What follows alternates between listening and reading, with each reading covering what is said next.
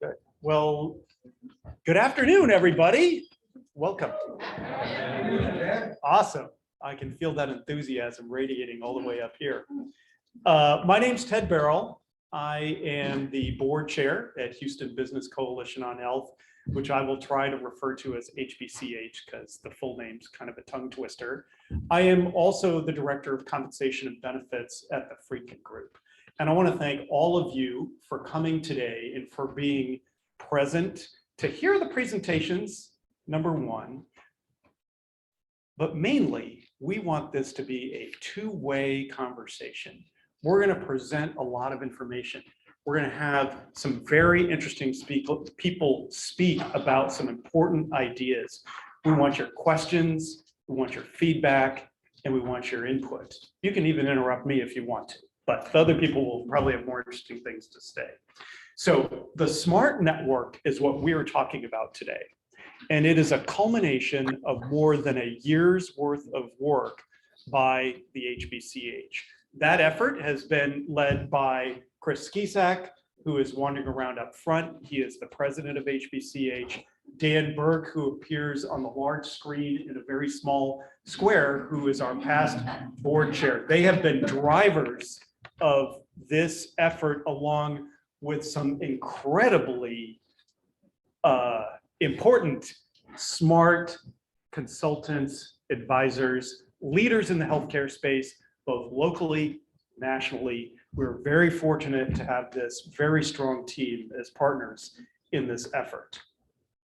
So to bring this home, starting with why are we doing this? Well, it goes straight to our mission, which Chris and I and others often summarize as improving the cost, quality, and cost, quality, and consumer experience in the Houston market. And we aim to do this for both our members and for the community at large. That's the main reason why we're approaching this question. The SMART network, compared to other efforts that we've undertaken as a coalition, is by far the most ambitious and resource-intensive effort to date.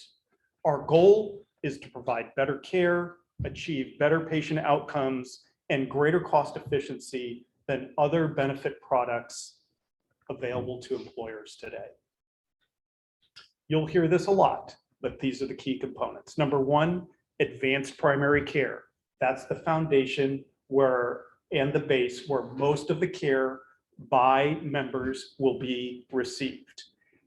Physicians, providers will be supported and incentivized to manage population health and to spend adequate time with the patients who need it most. When necessary, referrals will be made to specialists selected based on their high quality and evidence-based medicine practices. We'll contract directly with high quality facilities, both inpatient and outpatient, based on their ability to achieve the best results and more cost efficiently compared to what we all have, which is our insurance network rates today. That's very important. That comparison is very important. The SMART network is innovative and it challenges status quo thinking. So hopefully you'll hear some new ideas or combinations of ideas you haven't heard together before. And we're focused on cost and quality. We're doing it because it's innovative and disruptive. I am sure that most of you are aware that the status quo in healthcare is not supportable. I will paraphrase my good friend Dan Burke on that one. It's a very important concept. Healthcare costs are not supportable. They are going up faster than inflation, faster than employee wages, and they continue to be a growing cost for all employers in this room, this market, and this country. Employees and their families bear the burden. Employees and their families also bear the burden of higher premiums every year and high deductibles.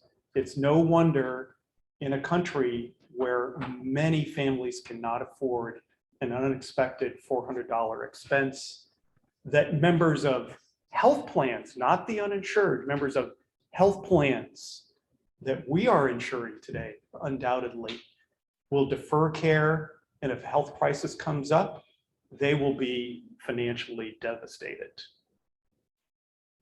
Those of us who make decisions for our company's health plans have an interest, and who have an interest in the well-being of our associates, our employees, have a strong interest and a responsibility for addressing this issue. The SMART network attempts to address this big issue.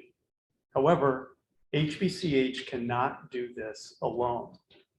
Success of this effort will ultimately depend on partnerships and relationships with players in the market, existing, emerging, and new players. Healthcare systems, third-party administrators, technology partners. This will be part of the solution that you'll hear about today, and we look forward to building those solutions. Success will also depend on employers, payers in the market, and I will pick on those of you in this room today and attending remotely. We very much want to have your questions. We want your input. We want your ideas. This is why we're gathered in this space today. We also hope that we will get your support. So far, we've been using resources from HBCH to get us to this point. You are going to hear the result of that today from the team who has developed this project.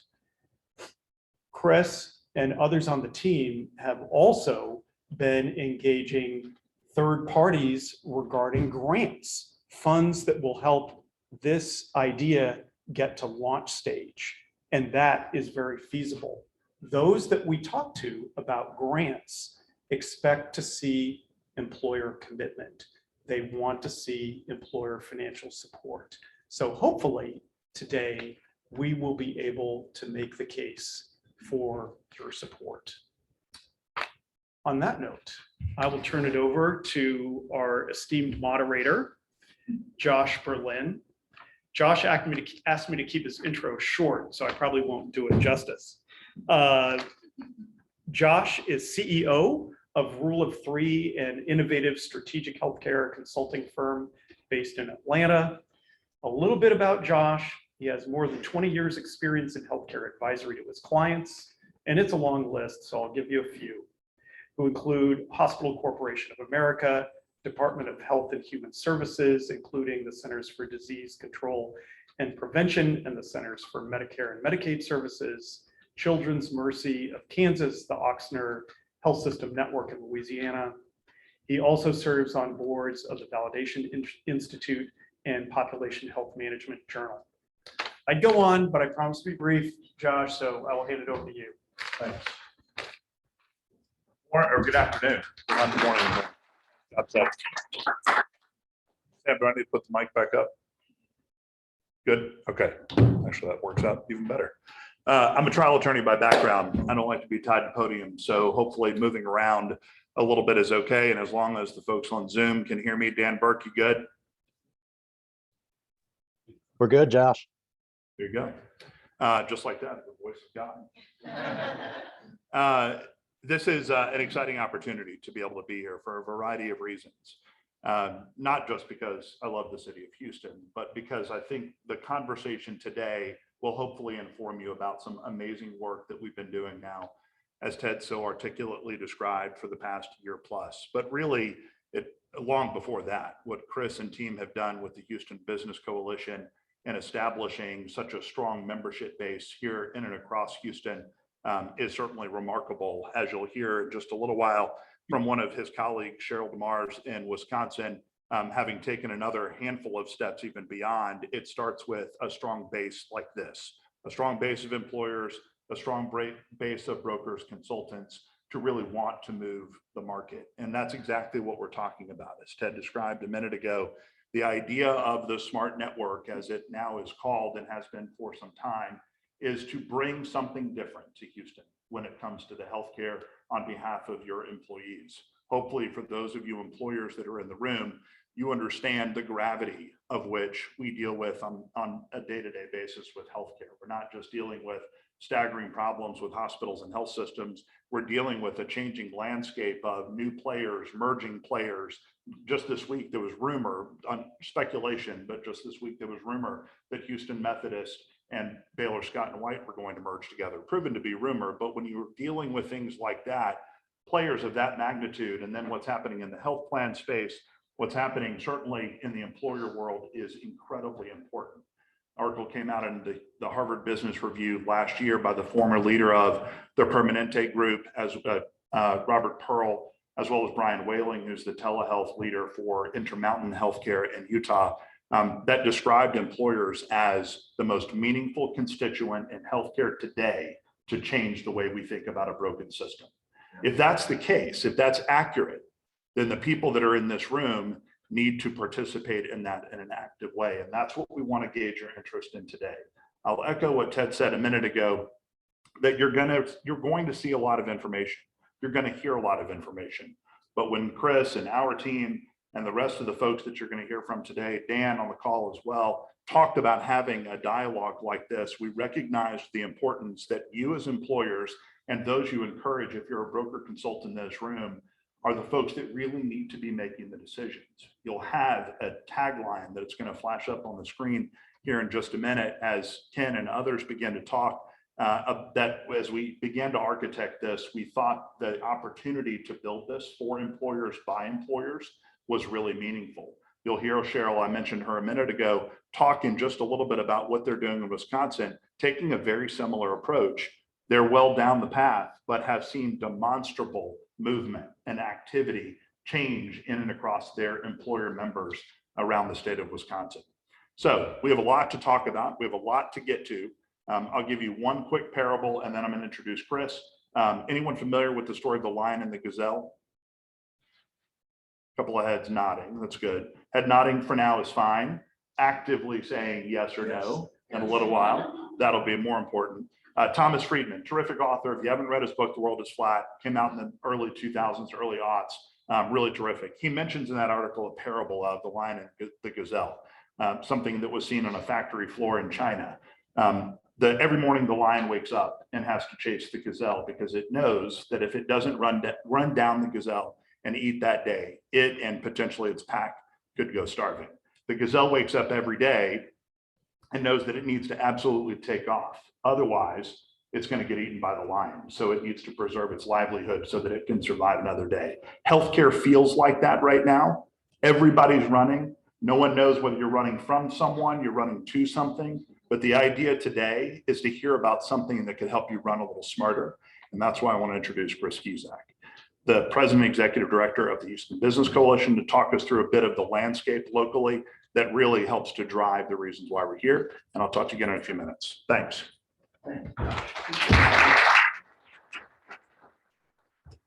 So everybody in the room, my voice carries as well, so I don't need a mic, but everybody in this room, save for our panelists, are either employers or consultants. And that's by design. We understand the relationship that employers have with their consultants and why it's so important that they be in the room together to hear this, and not only hear it, but to interact. And so nobody interrupted Josh, nobody interrupted Ted. Feel free to start interrupting me at any time as we go through this. So as Josh mentioned, I'm gonna provide a little overview of the landscape. Then my dear friend Cheryl is going to talk about not only what's going on in Wisconsin, but what's going around in the country. This is not local to Houston. There are a lot of positive things happening, and every single one of those are driven by employers coming together and say, we want something better. That's what we hope to be presenting as an opportunity here. Then we're going to talk about the smart network in detail. And again, we hope that's going to be conversational. Then we're going to have a few providers who are down this path, the kind of folks we would want to work with in this market, to talk about their experiences a bit. And then we're going to have a big group hug discussion here. And those who haven't asked or talked, you'll be asked to talk. We need input. We really need to hear you kick the tires, you know, cuss us, discuss us, whatever it takes. Okay? So let me ask this, just out of curiosity, how many believe the healthcare system has been maximized to its efficiency in today? Any hands? How many think health systems have done all they can to maximize the efficiency of the healthcare delivery system? How about health plans? Raise your hands if you think your health plan has done all it can to maximize the efficiency. When I say efficiency, it's efficiency, efficacy. You know, is it working? So then the third here, how many think you as benefit employers have done everything you can to maximize the efficiency of your benefits plan? Okay, so we're all in agreement here. We can use that as a template going forward. So this is let's see, I'm a mouse guy, so I'm going to try to do this. Just press down here. How do I make the slides go down? I did hit the right arrow.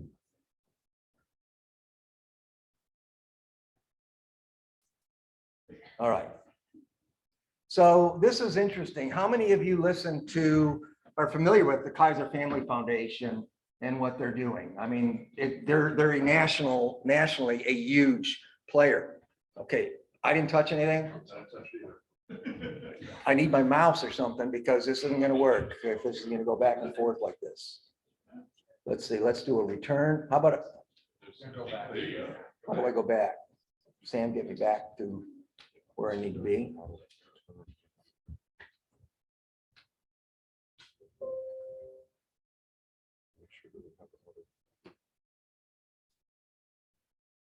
It wouldn't be a meeting if we didn't start with some kind of technology.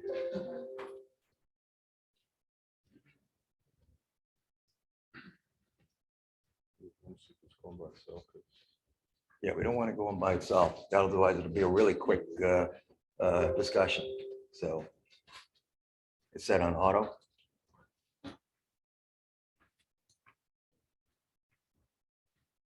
I was talking to Joe Malampia. Joe, raise your hand. So Joe's one of our, an employer from down in the valley, L&F Distributors, huge beer, or is it more than beer? Beer, wine, and spirits. Beer, wine, and spirits, good spirits. And Joe's also in the healthcare business, trying to do something positive for employers. But he and I were talking about our issues with IT and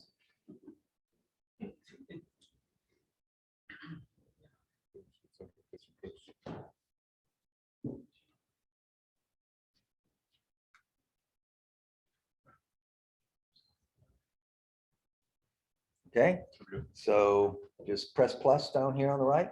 Yeah, as long as you're on the PowerPoint. So back to where I was, back to the future, I guess. Kaiser Family Foundation, health news. Interesting, What the Health. Their 300 episode was yesterday. I listened to it driving down from Austin. I live in Austin and commute back and forth. It was like a godsend. For those of you who don't listen to it, it's a 30-minute podcast that describes the smart network, but it's more from a punitive perspective. Some of the folks on there kind of saying the employers are brain dead. I'm thinking, no, they're not. There's a lot of reasons things aren't happening, but it's a really good discussion of where we're at. Then, not to be outdone, how many listen to the podcast Relentless Health Value? Stacy Richter, she is, to me, in my opinion, it's the best podcast out there from an employer perspective, or those who really want to change healthcare. Really innovative. I'm not just saying that because I've been on the program. But my good friend Lauren Vella, how many know Lauren Vella? Some of you have met her. We've had her here. Lauren used to be with the Purchaser Business Group on health in California. And it's a really good discussion of you know, the inertia show. And what's the deal? Why can't we move this forward? And Lauren does a great job. I mean, number one, it's not the employer's job to solve healthcare delivery. I mean, that's not your job to do that. But it does impact your job. And then there's 5 different reasons, and I won't go through those, but these are both excellent listens because they both describe the smart network. What we're saying is not new. We're just trying to move it here in this market. So I just want to briefly describe HBCH for those of you who are not members here, but we focus on several key areas. As you can see, hospital transparency, legislative advocacy, which I'll briefly describe here in a minute, the smart purchasing network, which is why we're here today, our educational programming, and we want to serve as the voice in the community for employers. So we've got our hands in a few things, but one of my board members correctly several years ago, this is my 10th year doing this, said we're a mile wide and an inch deep. And now we want to get really deep into what we can really impact here rather than trying to do everything for everyone. You can't, right? So hospital transparency. Why is hospital transparency such a focus for us? I need an answer from the crowd. Somebody, anybody. 70% of care happens. Thank you. Thank you. That's Dr. Kristen Dickerson, who's going to be one of our speakers a bit later, but is by far the largest bucket of spend by employers. Okay, so we focus on hospital transparency, but in a lot of different ways. How many of you are familiar with the RAND hospital price transparency studies? Most are. I'll get into that. We also serve, by the way, as a Leapfrog regional Leapfrog leader, that is safety grades and quality surveys. We administer that for 57 hospitals in the Houston market. On our website, we just created a report card that shows their safety grade, but also where they stand with respect to key measures from the survey. Josh serves on the board of Leapfrog. I think you still do? Ish, yes. We just work together, Yes, okay, work together. but that's loud. Yes. Anyway, it might be something you want to look at. So we focus on that. And then also, because of that, we received a grant for Texas to support Texas employers for affordable healthcare. I am the executive director of that organization as well. So again, stop me anytime, any place. So we're focusing on, and it's not just hospital services, but we believe that the smart network will be able to help us manage hospital services because of effective referrals by primary care groups, large primary care groups that we hope to work with in the Houston market. And as you can see there at the top, it's not healthcare, it's hospital services. And when you look at what's happened in the last 20 some years, hospital services have gone up about 250%. Compare that to hourly wages. You know, I find it interesting that the only other thing that competes with it so high is college, another nonprofit primarily driven organization. Is there a need for that? Maybe there is. We'll see. But anyway, I just wanted to point that out. Yeah. Oh, Katrina, thank you so much. Do you know on that data if it's primarily driven by cost, utilization? That's an excellent. By the way, this is Katrina Daniel, one of our new board members. Katrina also heads up benefits for TRS, Teachers Retirement System of Texas. You have just a few employees to be concerned about, like how many? We have nearly 750,000 between our retirees, actives, and their families. So thank you for being here and listening to this, Katrina. But it is not utilization. Thank you for pointing that out. It is not utilization. It is cost. And I'd argue that with anybody in the room if they have a different discussion to that. as you can see, what this has done, and I guess the folks can't see that, but if you can just imagine, premiums are really going up relative to both family and individual. And hospital services drive a lot of this. So through Texas Employers for Affordable Healthcare, we wound up creating a tool that took the RAND data and data from the National Academy for State Health Policy, which created a cost tool to be able to show really what is needed. And what they did is they took the data from the CMS, from the hospital cost reports that every hospital that receives federal funding must submit. And so this was really put together by a woman by the name of Maureen Bartlett, who is now a senior fellow at NASHP, but she single-handedly changed healthcare in the state of Montana. A few years ago was listed as one of the most influential women in the world by Forbes. I mean, this lady, she's this tall, but boy, you meet her in a dark alley, she'd take care of you. I'm telling you, this lady is fearless. And that's what you have to be to address some of this. So what we're showing here, and what you can do with this tool, and it's on our website if you're interested. You can do it for any single hospital in the state, in the city. We've got information on 225 hospitals. You can sort it by metropolitan statistical area. But most employers believe that they have to pay more for healthcare because of the losses that are being incurred by health systems as a result of their other buckets. This would point out otherwise. This is the median, by the way, with error bars for under Medicaid. So in Texas, overall, hospitals are making about 24% profit on Medicaid. Okay, so that's one bucket. Then you have Medicare. On Medicare, they're making about, on average, about 4% profit on Medicare. Okay, this is median. On Medicare Advantage, they're making about 7.4% profit on average.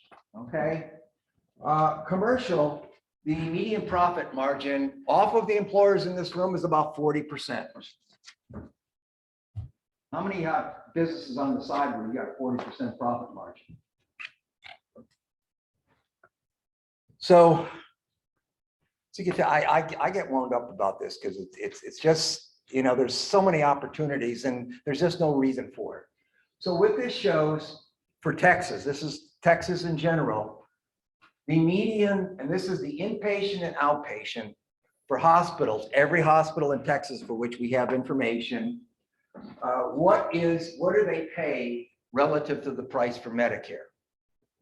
Okay, you saw what the profit margins are. Is that really necessary? So an average is 315%. In the Houston market, it's 284%. Okay. The break even, and what that is it is the amount that will cover all of the costs for the hospital. That's to pay for the uninsured, that's charity care, that's commercial, that's Medicare, it's Medicaid. That is 110%. So employers roughly across the state are paying 3 times more than what is necessary. We think the smart network, not smart, it will address this.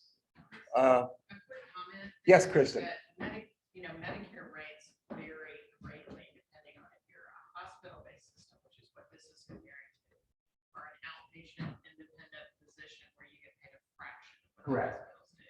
Correct. So this is really dramatically, it may be like for a chest X-ray, it's probably 10 times what an outpatient practice. Yeah. Now, this is all hospital information, so yeah. So it's even more dramatic. Correct. So what we were able to do, and this is going to impact us going forward.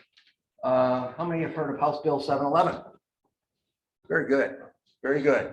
So we wound up getting a grant working to support legislation was an employer-led coalition from Houston, Dallas. Lots of employers, small employers. The legislation was proposed by Representative James Frank, by the way, a small employer with 200 employees in Wichita Falls, Texas. Really passionate about this. He went to bat and proposed this legislation. And we worked to get this passed this year. So as you can see, the legislative session just ended. It did pass. But it passed the House 146-0. It passed the Senate 30-1. By June 19th or June 18th, Governor Abbott can either sign it and support, not sign it, and it still goes into law, or veto it. But with this kind of support, it's unlikely that it would be vetoed. So what this does is it will change the dynamics of healthcare as we know it in Texas. Number one, it prohibits anti-competitive language in contracts between hospitals and health plans. That is first and foremost what it does. What that means is gag clauses where you can't see your data, that's eliminated, where you can't understand how the sausage is made, that's eliminated. It will prohibit anti-tiering and anti-steering clauses. Right now, you can't effectively tier and steer. So those are things that will be possible now. It'll go into effect in January. It'll be up to the employers to see how they go forward with it. So I just wanted to give you an overlay of why we're doing this.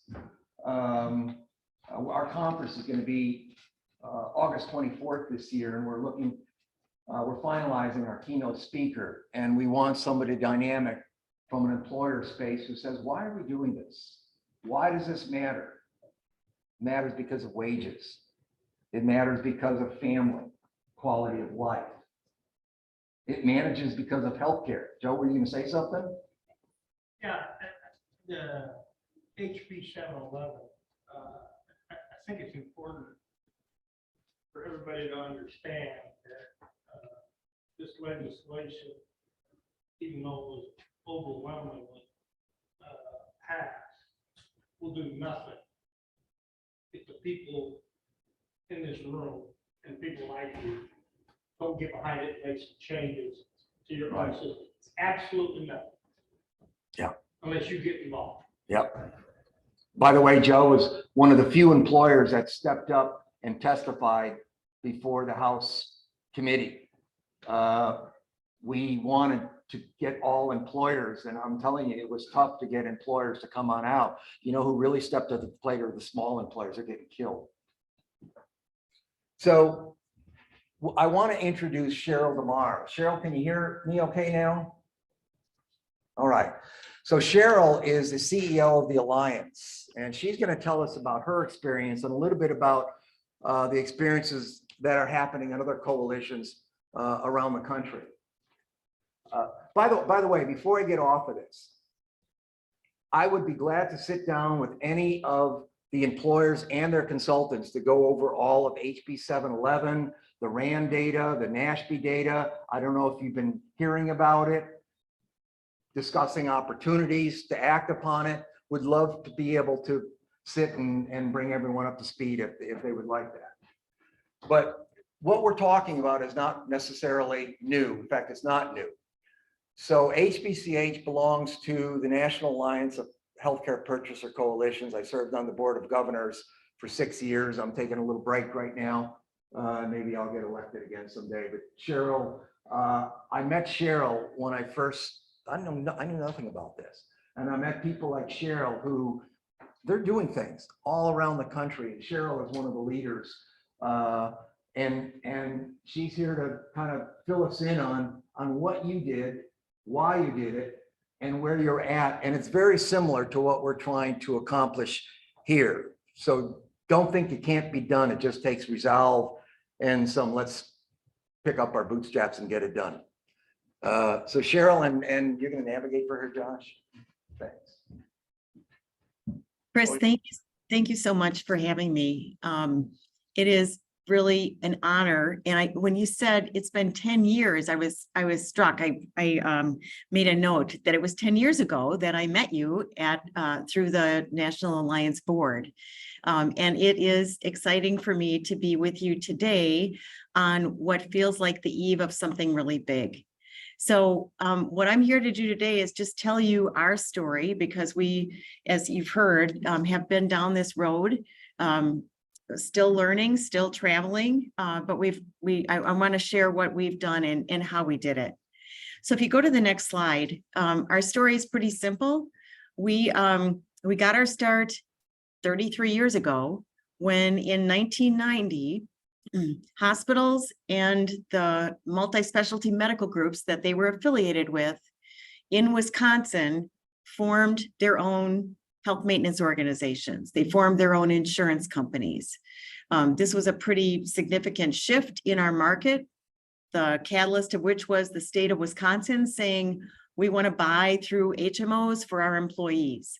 HMOs didn't exist in the state at that time. So the hospitals and the medical groups that they were affiliated with decided we want to control this market. And so we're going to form our own insurance companies so we could compete for the state's business. An understandable business decision. However, in the process, hospitals and the medical groups gave their new insurance companies great deals on healthcare and just shifted the cost to the rest of the market, including to self-funded employers. There was a fairly significant and sudden increase in healthcare prices, and it got the attention of the business community. And it was literally one employer, Lee Bauman from Wisconsin Auto and Truck Dealers Association, who wrote a letter, because I don't even think there was email then, to some of his colleagues in the community to say, what is happening? What are you noticing? If you're seeing some of that, could we get together to compare notes?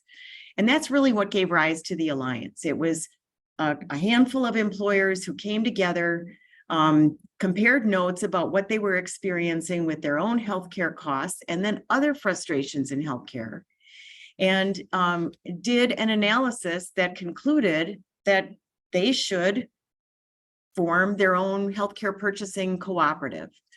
So 7 employers stepped forward to pool together to set up the Alliance. And we're structured as a not-for-profit, employer-owned healthcare purchasing cooperative. We are, as you mentioned earlier, by employers, for employers. Employers make up our board. They are our owners. They are shareholders in the co-op. And one of the things that we do on behalf of our member owners is negotiate contracts directly with doctors and hospitals to support their self-funded health benefit plans. As I mentioned, we started with 7 employers.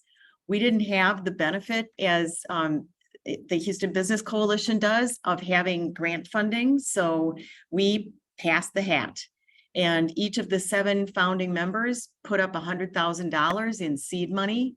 And we had a $50,000 note from the bank, a line of credit from the bank that we could use. And that got us started. We started negotiating contracts or attempting to negotiate contracts with doctors and hospitals. We also set up a claim repricing system. And the early days were exciting and motivating. We were fortunate to have some leadership on the part of the provider community. So in our market, we had 3 big delivery systems, and 2 of the 3 stepped forward right almost out of the gate to say, yep, we want to work with the business community. We get it that things need to change, and we want to work with the Alliance. The 3rd held out, and the 7 founding members of the Alliance continued to pay claims for employees who went to that 3rd delivery system as though they were in network, not wanting to disrupt employees or cause employees to have to change doctors just to save money. Time went by. We continued to try to negotiate with this 3rd delivery system and bring them into the network, but they refused. And so uh, 2 years in, our 7 founders decided to take a harder line and use plan design to force employees to pay more for care from that third delivery system. Essentially, just using in-network and out-of-network benefit plan design. Until they took that step, nothing happened with this third delivery system.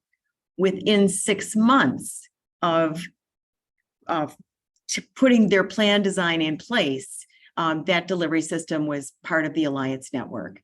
So it really reinforced to us the importance of employers using the leverage that you have, not only education and communication with employees, but importantly, the financial leverage that you have to make the market work better. Next slide, please. So that was then 1990, 7 employers. Today, we have about 340 employer owners who are providing health benefits for about 115,000 employees and their family members. So you can do the math and know that we are, our market is smaller sized employers than Houston, certainly. We now also cover most of Wisconsin, Northern Illinois, and Eastern Iowa. And our membership is diverse. We have all sizes, all sectors of employers, lots of small and mid-sized manufacturers, but also brands you will know like Trek Bikes and John Deere. We also have public sector employers, school districts, municipalities, and a few sovereign nations, including the Ho-Chunk Nation. So our membership is diverse.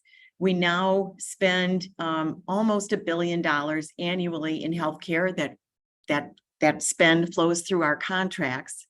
And our network now includes over 140 hospitals and 7,900 clinic sites.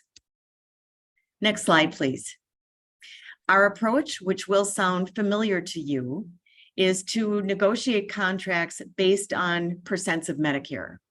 And we don't have the advantage, at least not yet, of having a bill that prohibits anti-competitive contract language, but we reject that. That is a non-starter for us. Unless employers can tier their benefits or provide steerage through benefit plan design or other things that we know make markets work, we're not interested in having those providers in our network. So we've rejected anti-competitive contract terms. We also focus on cultivating relationships with high-value providers. And for us, this includes advanced primary care practitioners or direct primary care providers and alternative delivery models that often include telehealth or virtual visits or hybrid, a combination of virtual and in-person, sometimes at-home visits. And also ambulatory surgery centers, which we see from our data almost always cost less than care provided in a hospital or a hospital outpatient department. So we're focused on, especially our network is broad, as you saw. So we have all the major delivery systems in place, but we're increasingly working to cultivate relationships with those that we know are high value. Then we're focused on shifting care to high value providers through things like tiered networks and also through benefit plan designs that make it less expensive or free for consumers to go to physicians and hospitals where care is good and costs are lower. And we use data and analytics to identify who those providers are. So the data that we have through the transparency rules has been a huge plus. We also, since we negotiate the contracts, we know the prices we're paying. We can see the variation. And so we are working with our employers to help them understand, along with their consultants and brokers, how to maximize the value of the network by using plan design to make it easier and less expensive for people to go to lower priced, high value providers. And finally, we are using policy advocacy, as you are as well, to try to make healthcare work like a free market. It doesn't today. Next slide. So what results have we gotten? First of all, we can see from the transparency, the data that arises from the transparency rules, the federal transparency rules that were put in place, that our contracts outperform those of the national carriers and most of the other competition in our market. That's good news. You'll see in a minute why that is not enough. But we have market competitive contract rates. We also are seeing great success when employers use plan designs to encourage employees to go to high value providers. We've identified about 50 shoppable procedures, and we've identified in our network who are the lower priced providers for those shoppable procedures that are mostly commodity in nature, and have found that employers who implement steerage effectively can save 10 to 12% off of their total healthcare costs by encouraging employees to use lower priced providers in the region. This isn't getting on a plane. This is driving maybe 30 miles or 100 miles to save significant dollars. Also through advanced primary care, we're seeing additional savings. So as you know, when you have comprehensive, preferably independent advanced primary care, you not only have a better outcome for patients who are seen in that setting, you may invest more in primary care, but your total spend goes down because the outcomes from that primary care practice are better. And because when advanced primary care practitioners need to refer care out of that setting, if they're equipped with data, which we provide to our advanced primary care providers, if they're equipped with data to help them understand price and quality, they can refer patients to the most high value provider for that service. So there's a lot that you can do with this platform that you're building. We talked about the RAND study a little bit earlier, and I mentioned our network contracts are competitive in our market.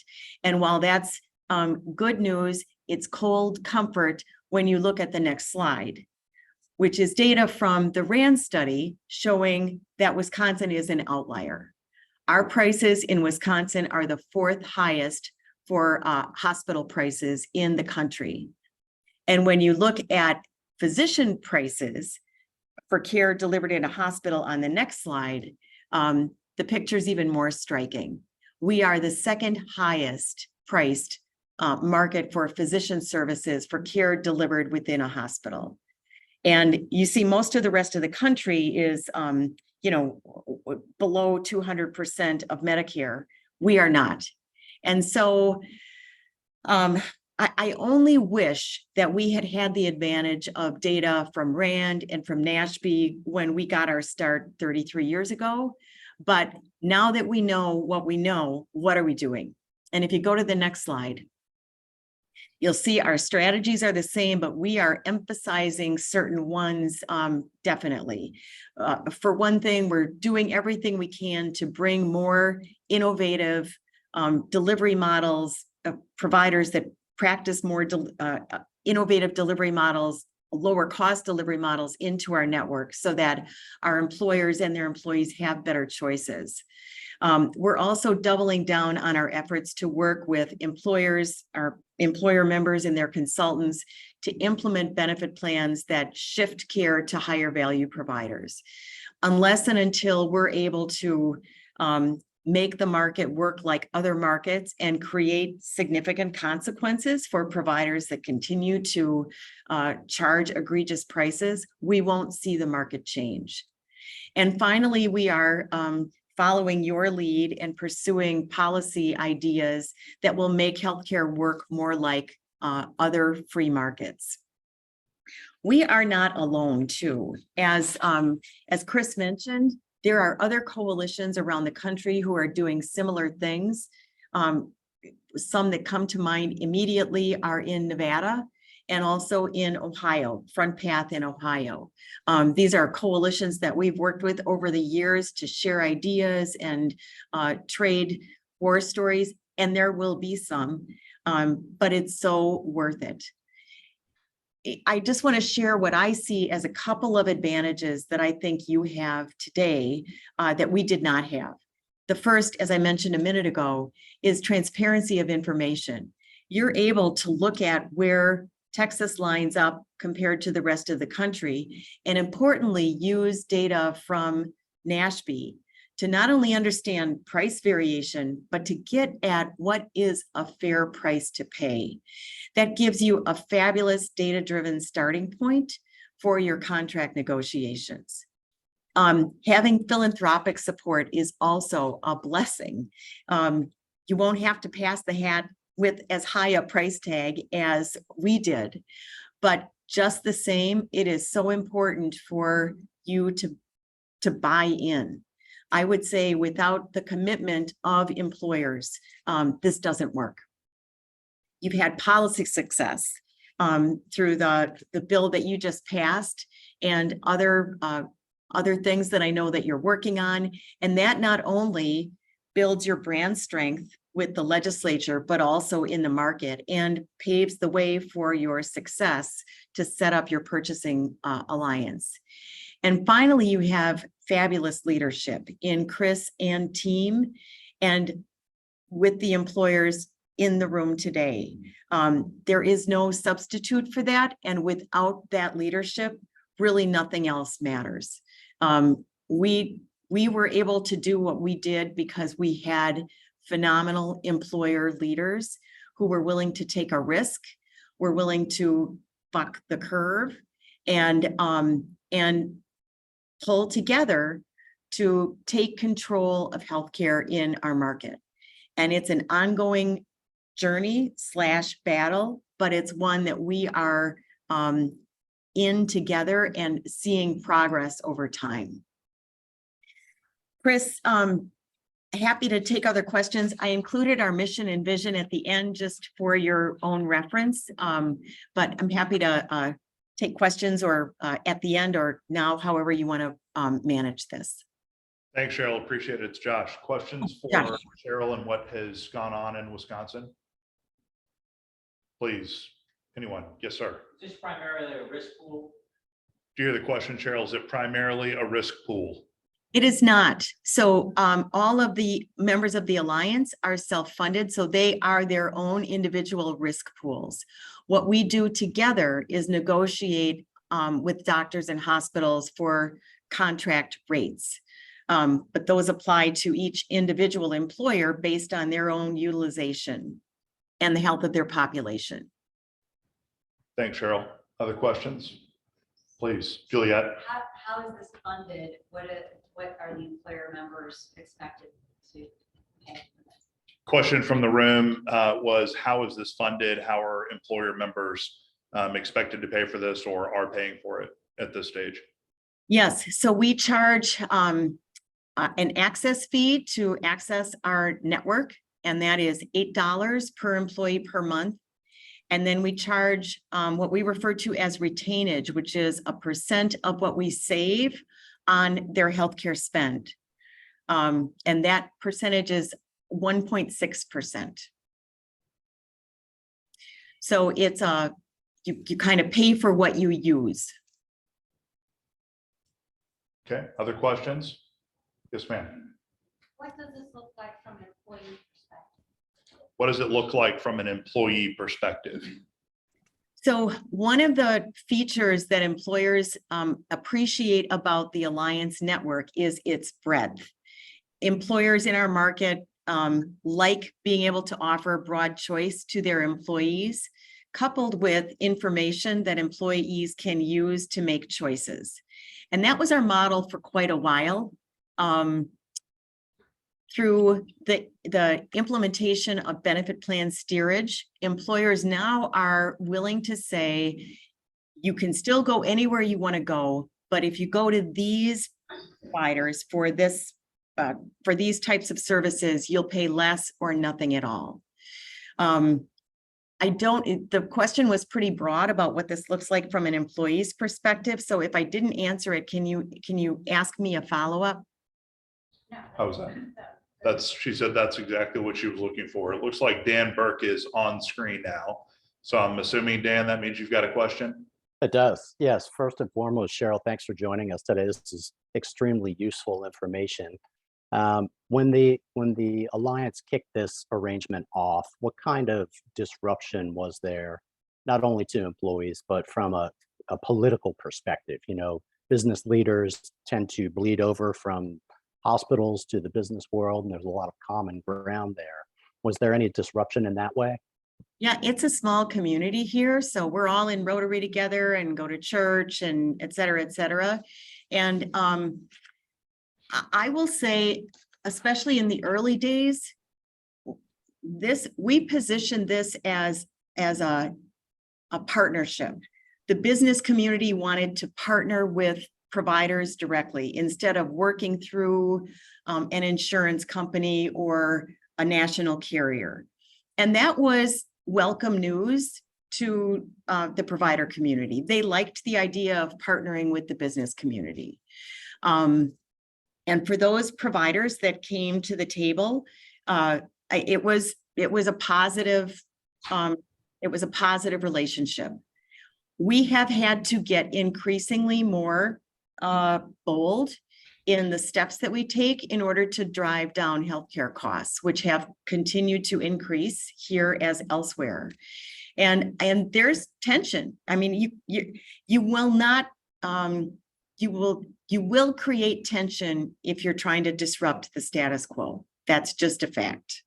And we now see it as, well, we're not looking for a fight, but we don't back down either. And we make it clear that we're not against any one particular stakeholder group. What we are is for high value healthcare. And anybody who's in that fight with us, we welcome. Great, thank you. Thanks, Cheryl. We got a couple of more questions in the room. Chris? I wanted to follow up, Cheryl. So you're gonna have to repeat. I think we're not The good. mic right here. Yeah. I can hear you. So when I talk to you, and again, Cheryl's group is probably one of the, not probably, is one of the leading groups that's doing this. You mentioned a few others. But when I talk to you, I asked, when you started this, was it offered as an option in addition to their existing HMO PPO? Or is it one all or nothing? Because we're thinking of offering this as something to compete against your existing PPO. It's not a replacement. We'll start off small, and as folks learn, it will continue to grow. Can you explain how you address this and how that worked out with your employers? Yeah, it was not required that people fully replace their health benefit program with the one through the Alliance. Employers who wish to do so, and I think all did initially, offered some side-by-side options. They offered their self-funded plan through the Alliance. They also offered, because the fully insured HMOs were so dominant in our market, they also offered one or two fully insured HMOs. That was typically the approach that the founders took. Over time, I think employees liked the idea of being able to have broader choice than the HMOs. And also employers saw the savings through the Alliance and liked the idea of streamlining and simplifying the relationships that they had to manage. So it's very common today for employers to only offer benefit plans that use the Alliance network. Thanks, Cheryl. You okay to take one or two more? Absolutely. Okay, thanks, Sue. How many, did you have multi-state employers, and how did this local solution work for those employers that had employees all over the place? Did you hear that one okay? I didn't hear the first part of the question. Did you have more nationally oriented employers that were involved? So how did you deal with employees that were in more than one place? Yes, we did have some employers that had a national presence. In fact, American Family was one of our founding members. They're headquartered here, but they have employees all over the country. And I think the part of the leadership that the founders brought to the table was saying, we want to try something. We want to do something. Just because we can't do this everywhere doesn't mean we shouldn't do it anywhere. And so let's start in this market and see how this works. And if it's successful, we can look for ways to replicate parts of what we're doing for the rest of our employees.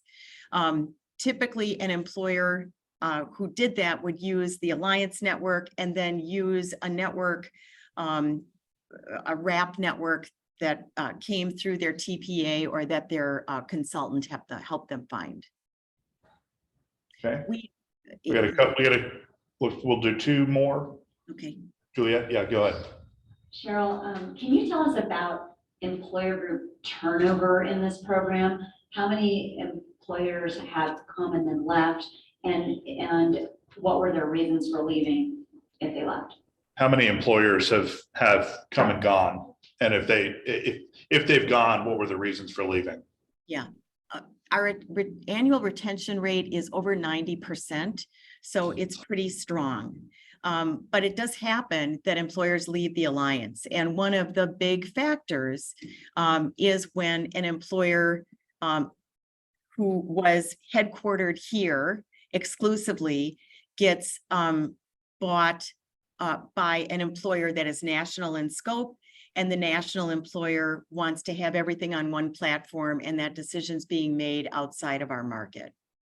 The reverse also happens, that employers can shrink below a size where they feel comfortable self-funding, and we've lost some membership that way. But it also happens that some of those employers who still have a presence here but move to a national platform have come back because they have struggled with the lack of flexibility and data that they've been able to get from their national carrier. Okay, Steve, last one. The last question. You had a significant buy-in for those initial founders. What was the expectation to buy in for other employers as they came in later? Yeah, there was no upfront contribution other than buying capital stock in the cooperative. So every company buys a voting share of stock, but there was no expectation of $100,000 to contribute to the overhead. And in fact, within 3 years, we had paid back all of the founding members their full investment. What we did at the outset to help encourage employers to join on was offer employers, the founders had a lower rate of access and retainage, so they paid less for the services than employers who came after them. Cheryl, thanks so much for the time. I think I speak for the room when I say that was a terrific conversation or sharing of what's going on in other areas of the country. I think you're going to stay with us for the rest of the conversation. Is that right? Yes. Okay, so should we have an opportunity to come back with a question or two, that would be great. I want to listen and learn. Thanks, Cheryl. Appreciate it. Hopefully we'll all be learning together.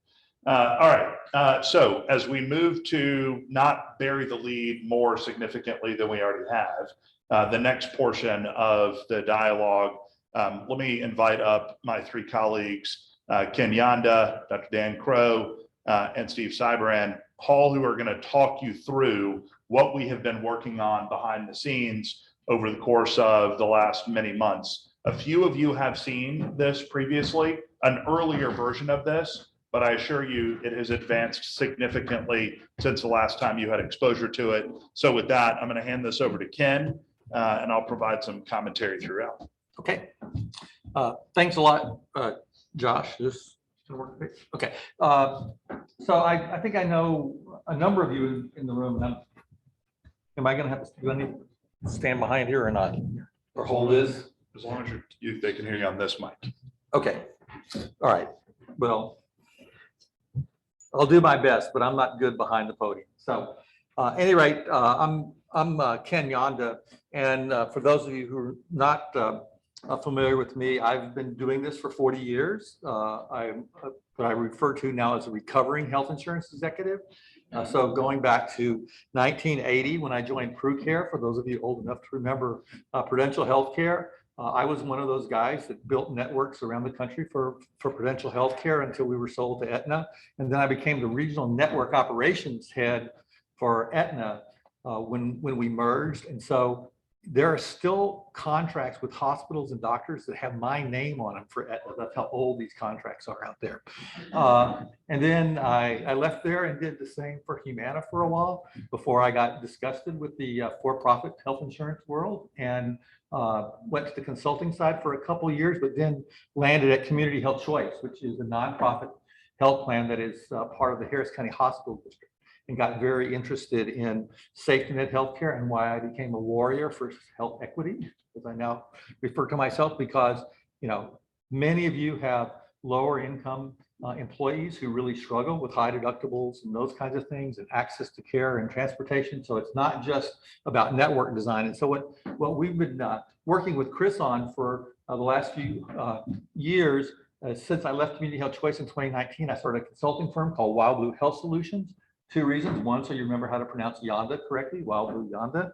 But more importantly, Wild Blue, in that collectively we can do things that people think are impossible in healthcare. And this is one of those things. Part of my interest in doing this is reparations for the mistakes of the past. Because after 40 years of seeing what we did wrong, I think collectively with the input of people on the board and Dan and Josh, and I mean all of the people that have been involved with this so far, we really have think we have some really good ideas about what we can do differently. So that's me, my colleague Dan Crow, who previously was a senior medical director for Centene and their superior operations, for those of you who are familiar with Centene, and before that was the chief medical officer for a federally qualified health center. It's a very knowledgeable physician. He'll talk a little bit more about the physician side of this, because this is not just, even though contract prices are part of the smart network, it's not the whole thing. It's a lot about coordination of care and things that Dan will talk about. And then Steve is an actuary. You can see by a few of his initials. He's actually got more initials than this behind his name. But another person who, he has less gray hair than Dan and I, but we have a number of people who've been at this a long time who are all thinking we can do something really different and help Chris and the organization do something different. I also want to give a quick shout out to Jan Thompson, another person, because she now has let her hair go gray, that's the rest of us, is part of the Wild Blues group, and she has many years. So she and I worked together at Aetna doing contracting with providers back then. Then she went on to Cigna and then Apria, and those, again, a lot of expertise in doing this kind of stuff. Steve was with some of the big consulting firms, and now has essentially his own actuarial firm, because even though I've hung out my entire career with actuaries, I'm not an actuary, and that's important for you guys from the health standpoint. So we've spent the last year, 18 months thinking about what this could look like and talking to lots of people, both in other markets, talking to employers, talking to providers, and we have a pretty good rough idea of what we want to do that we want to show you a little bit different, similar in some regards to what Cheryl has been doing, but a little bit different here. We want to walk you through that, get some feedback from you guys on that. So, I think, you guys all know the problems. I don't have to go through this, but healthcare costs are rising. It's prices. It's also utilization of certain services. It's care at the wrong place, right? So more in primary care, more in freestanding facilities, those kind of things. That's all driving some of the costs there. And there's really not been enough about quality. I'm a big believer in the healthcare AAA, which says it should always be simultaneously about an improved clinical outcome and a better experience of care and lower cost simultaneously.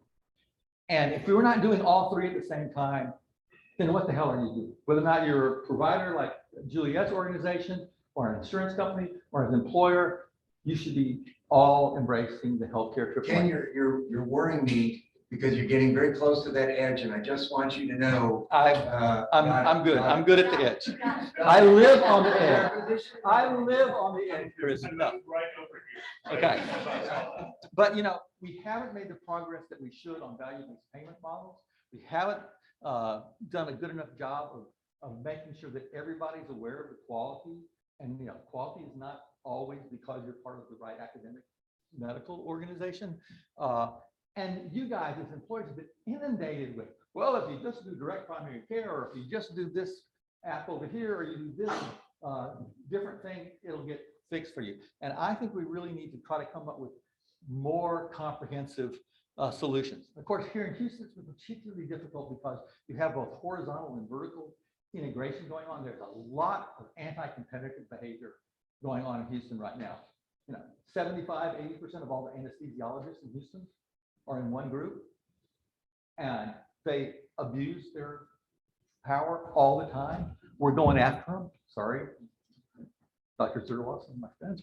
So, well, you know, he went to UT now, but you know, we've just got other kinds of things going on here. And quite honestly, you know, I have lots of friends at Blue Cross and United and Cigna, you know, the Bucas as we call them, and they, yeah, we agree, yeah, we should be doing this, but they can't seem to be able to pull the trigger on doing this. So we're going to do it.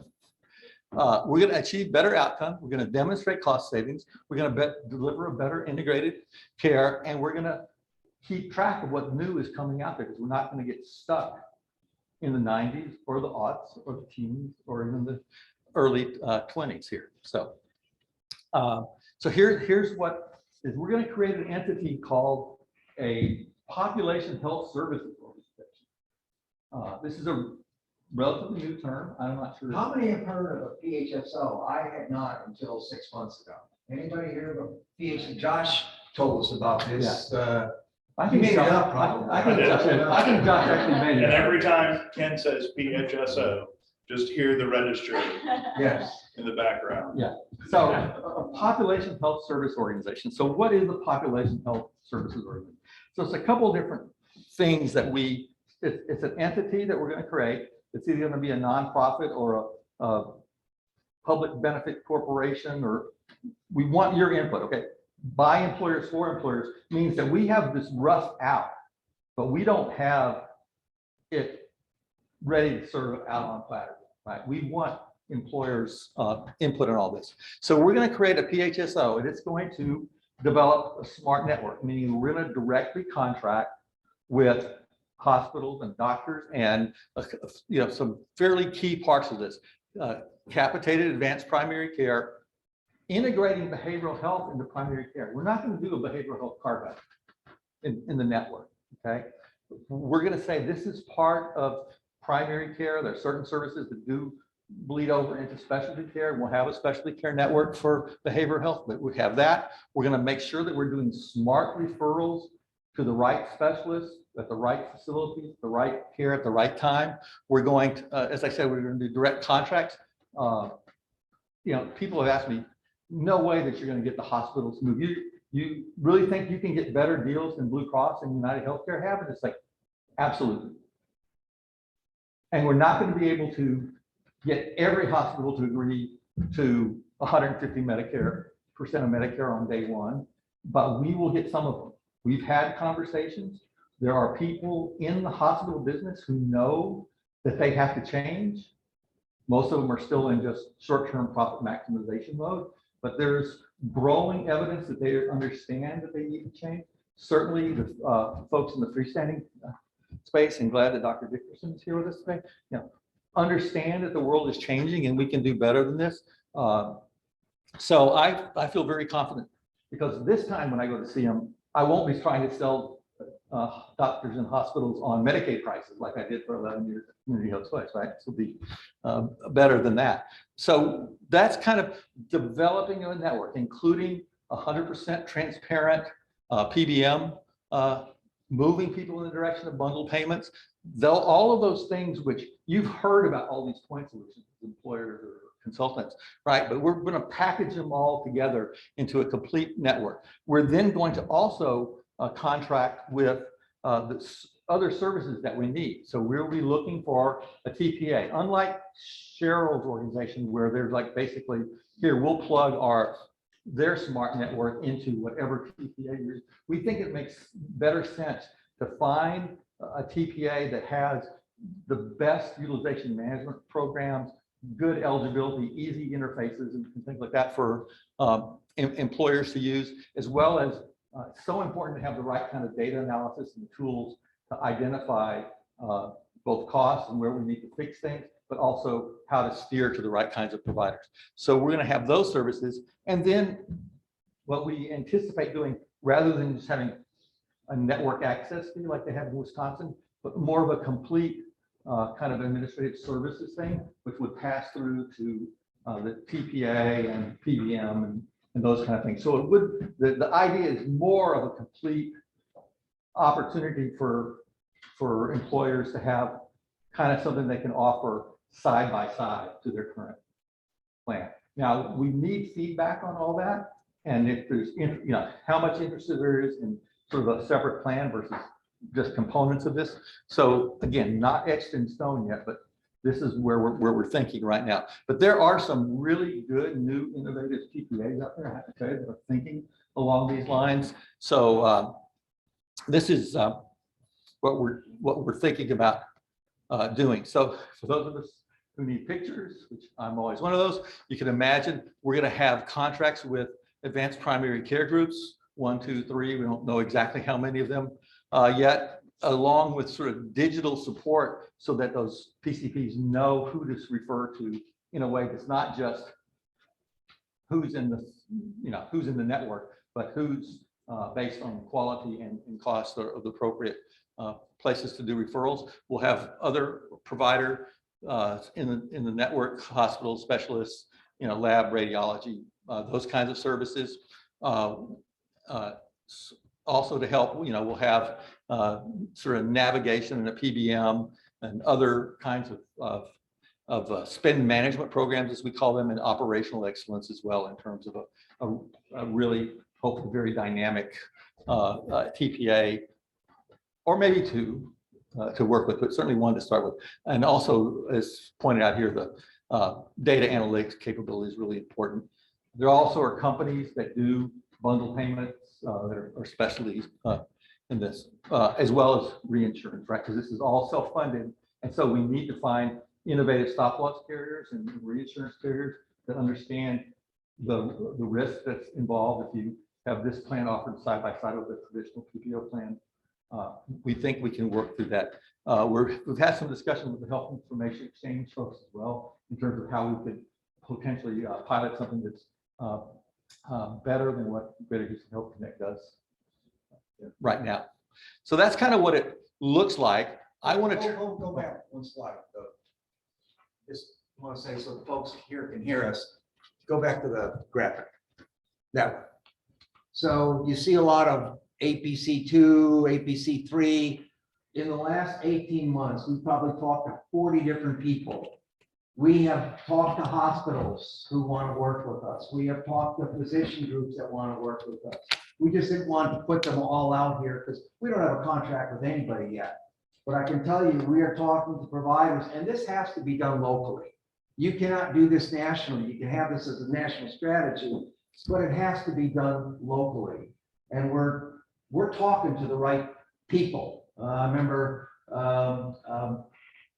Michael Rodriguez is here, and we had a discussion, and he said, well, isn't there a group that has a lot of this and you just need to add on to it? And the answer was, yes, we're talking to that organization.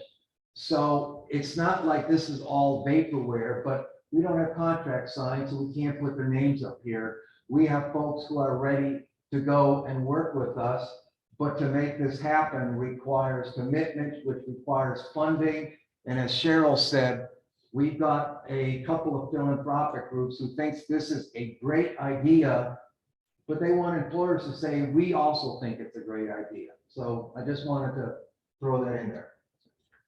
I will tell you, one other thing I wanted to mention real quick before I turn it over to Dan to talk more about the population health portion, right? Population Health Services Organization. So he'll talk a little bit more about that. But, you know, there are actually other people who are talking about doing this in Houston right now, but they are public entities or people backed with private equity dollars or venture capitalists and stuff who are looking to figure out how they can make a profit off of doing this. What we're saying is for employers by employers, so that the PHSO is not a profit center for Ken Yonda or Josh Berlin or anybody else to make money off of, but instead something that's owned by the employers so that you share in the savings. I will tell you that some of the savings we're going to push back to providers because of their contribution to this, the people in our network. And providers are ready to do that kind of gain sharing type thing. And so we think it's really important that that we don't do this as, oh, we're here to make money. I have drunk the Kool-Aid for the last 15 years of why we need to do this for employers, by employer, not for us to get rich off of this approach. With that, I want to send it to Dan to talk a little bit more about more of the clinical aspects of this. Before we do that, any questions about the construct itself? We're going to talk a little bit more about a couple of the pieces here that Dr. Crowe is going to move into, and then some of the financial sustainability of a potential opportunity like this. But any questions about the construct itself? Yes, ma'am. I was just wondering about the interest in just choosing one TPA. That seems like a recipe for not having great service. I would think you want to have a handful of TPAs. I understand it takes time to sort of train them, but you may be addressing that later. For those on the call, the question was about the interest in having or focusing initially on one TPA versus a few. That could be a recipe for some customer service issues. Well, we will definitely, part of what the process will be, we'll talk a little bit later about through the 18 months it will take us to bring this to market, is a very robust RFP process to say who are the people that we're going to select to contract with. And, I do think to get it started, one TPA is enough to get on board and all the rest. I think over time, we may very well do multiple ones, or we may decide that we will, do what Cheryl does, which is to say, okay, here's the network and here's how it works, and plug into other TPAs that employers may use. But I think to start with, we're sort of seeing this more as you don't have to disrupt anybody of your current employees to do this. You can leave your current plan in place and sort of offer this smart network side by side, and we'll see if we get 20% of the employees or 30 or 50% to move. And so, but again, what do employers want? Not what does Ken Yonda think solution to the world. And Ken, I would urge you to talk to providers that have worked with these TPAs. When you're talking about direct contracting, TPAs can be one of the biggest impediments to success. And I'm telling you right now, I'm going through a very expensive accounts receivable process with many of these quote unquote innovative TPAs. And so I think as part of your RFP, you need that testimonials. Yeah, both of your questions about the second question also, or the second comment from Kristen, was about the need to have the right TPA at the table, I'll call it, rather than all the challenges that can result from TPAs. There are hundreds, if not thousands, of TPAs around the country. Both of your question and comment all hone in on there's a real need to focus on who is the right TPA that you select. And there are certainly, if this is a for employers by employer solution, getting your feedback on how to tackle that, will be important, as will be, Chris alluded to it earlier, we've already begun to pare down the number of potential TPAs because of a lot of what you just said, Kristen. There's so many that overpromise. There are a lot now that are private equity backed that are moving towards exits, that are moving towards acquisitions, that are moving towards failure, depending on who you talk to on any given day. So there's a notion of the TPA, because it's such a critical part of the backbone of the plan piece of this.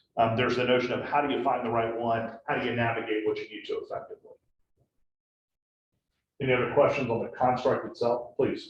Just more of a comment, just for your thought, you may have talked about this, but I would think that even if you had one star TPA that you were kind of, hey, this can be a turnkey selection, they know how to do it, we work closely.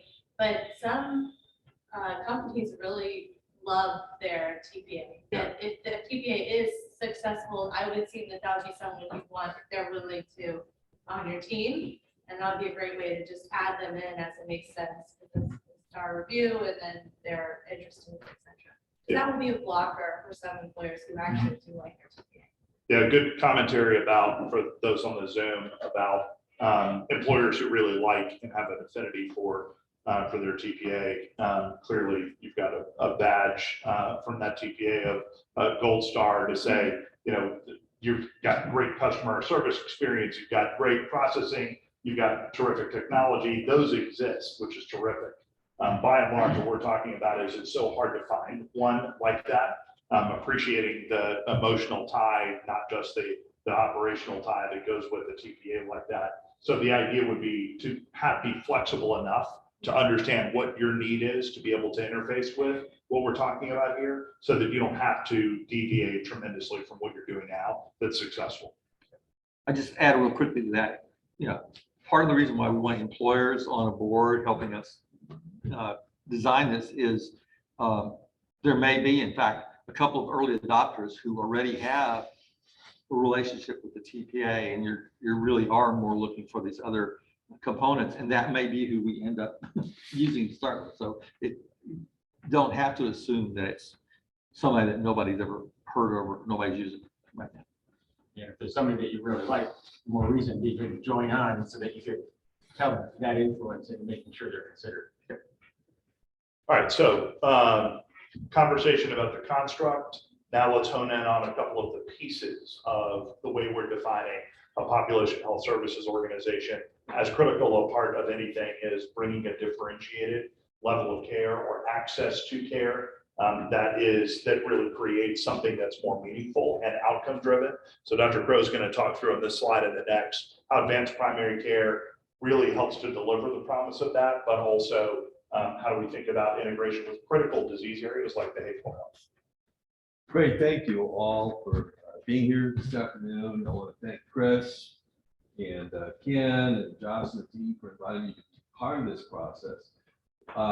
As Ken was introducing himself, it got me to thinking, I've always been saying I've been doing this for 30 or more years, actually 1 year younger than Ken, so I've been doing this for 40.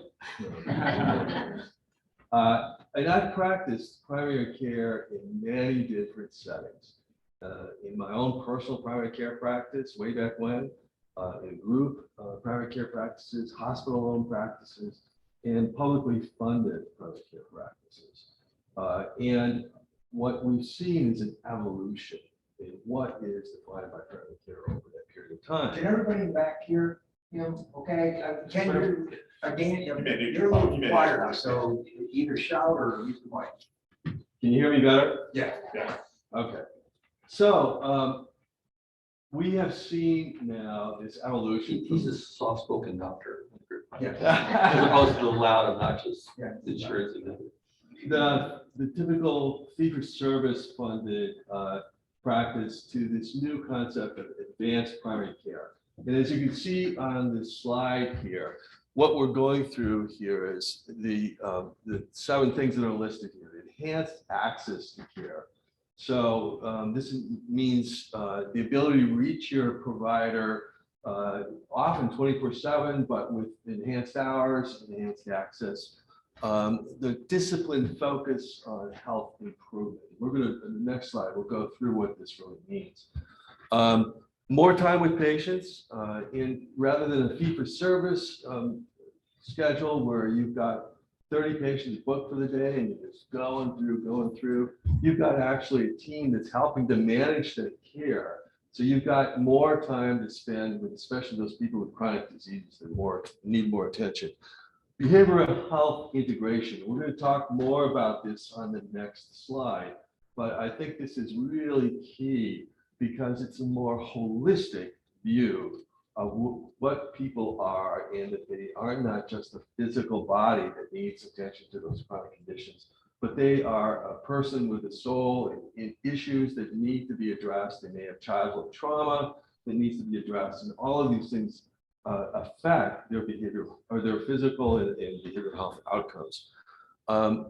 Organizational infrastructure and backbone, and we'll get more into this also in the next slide.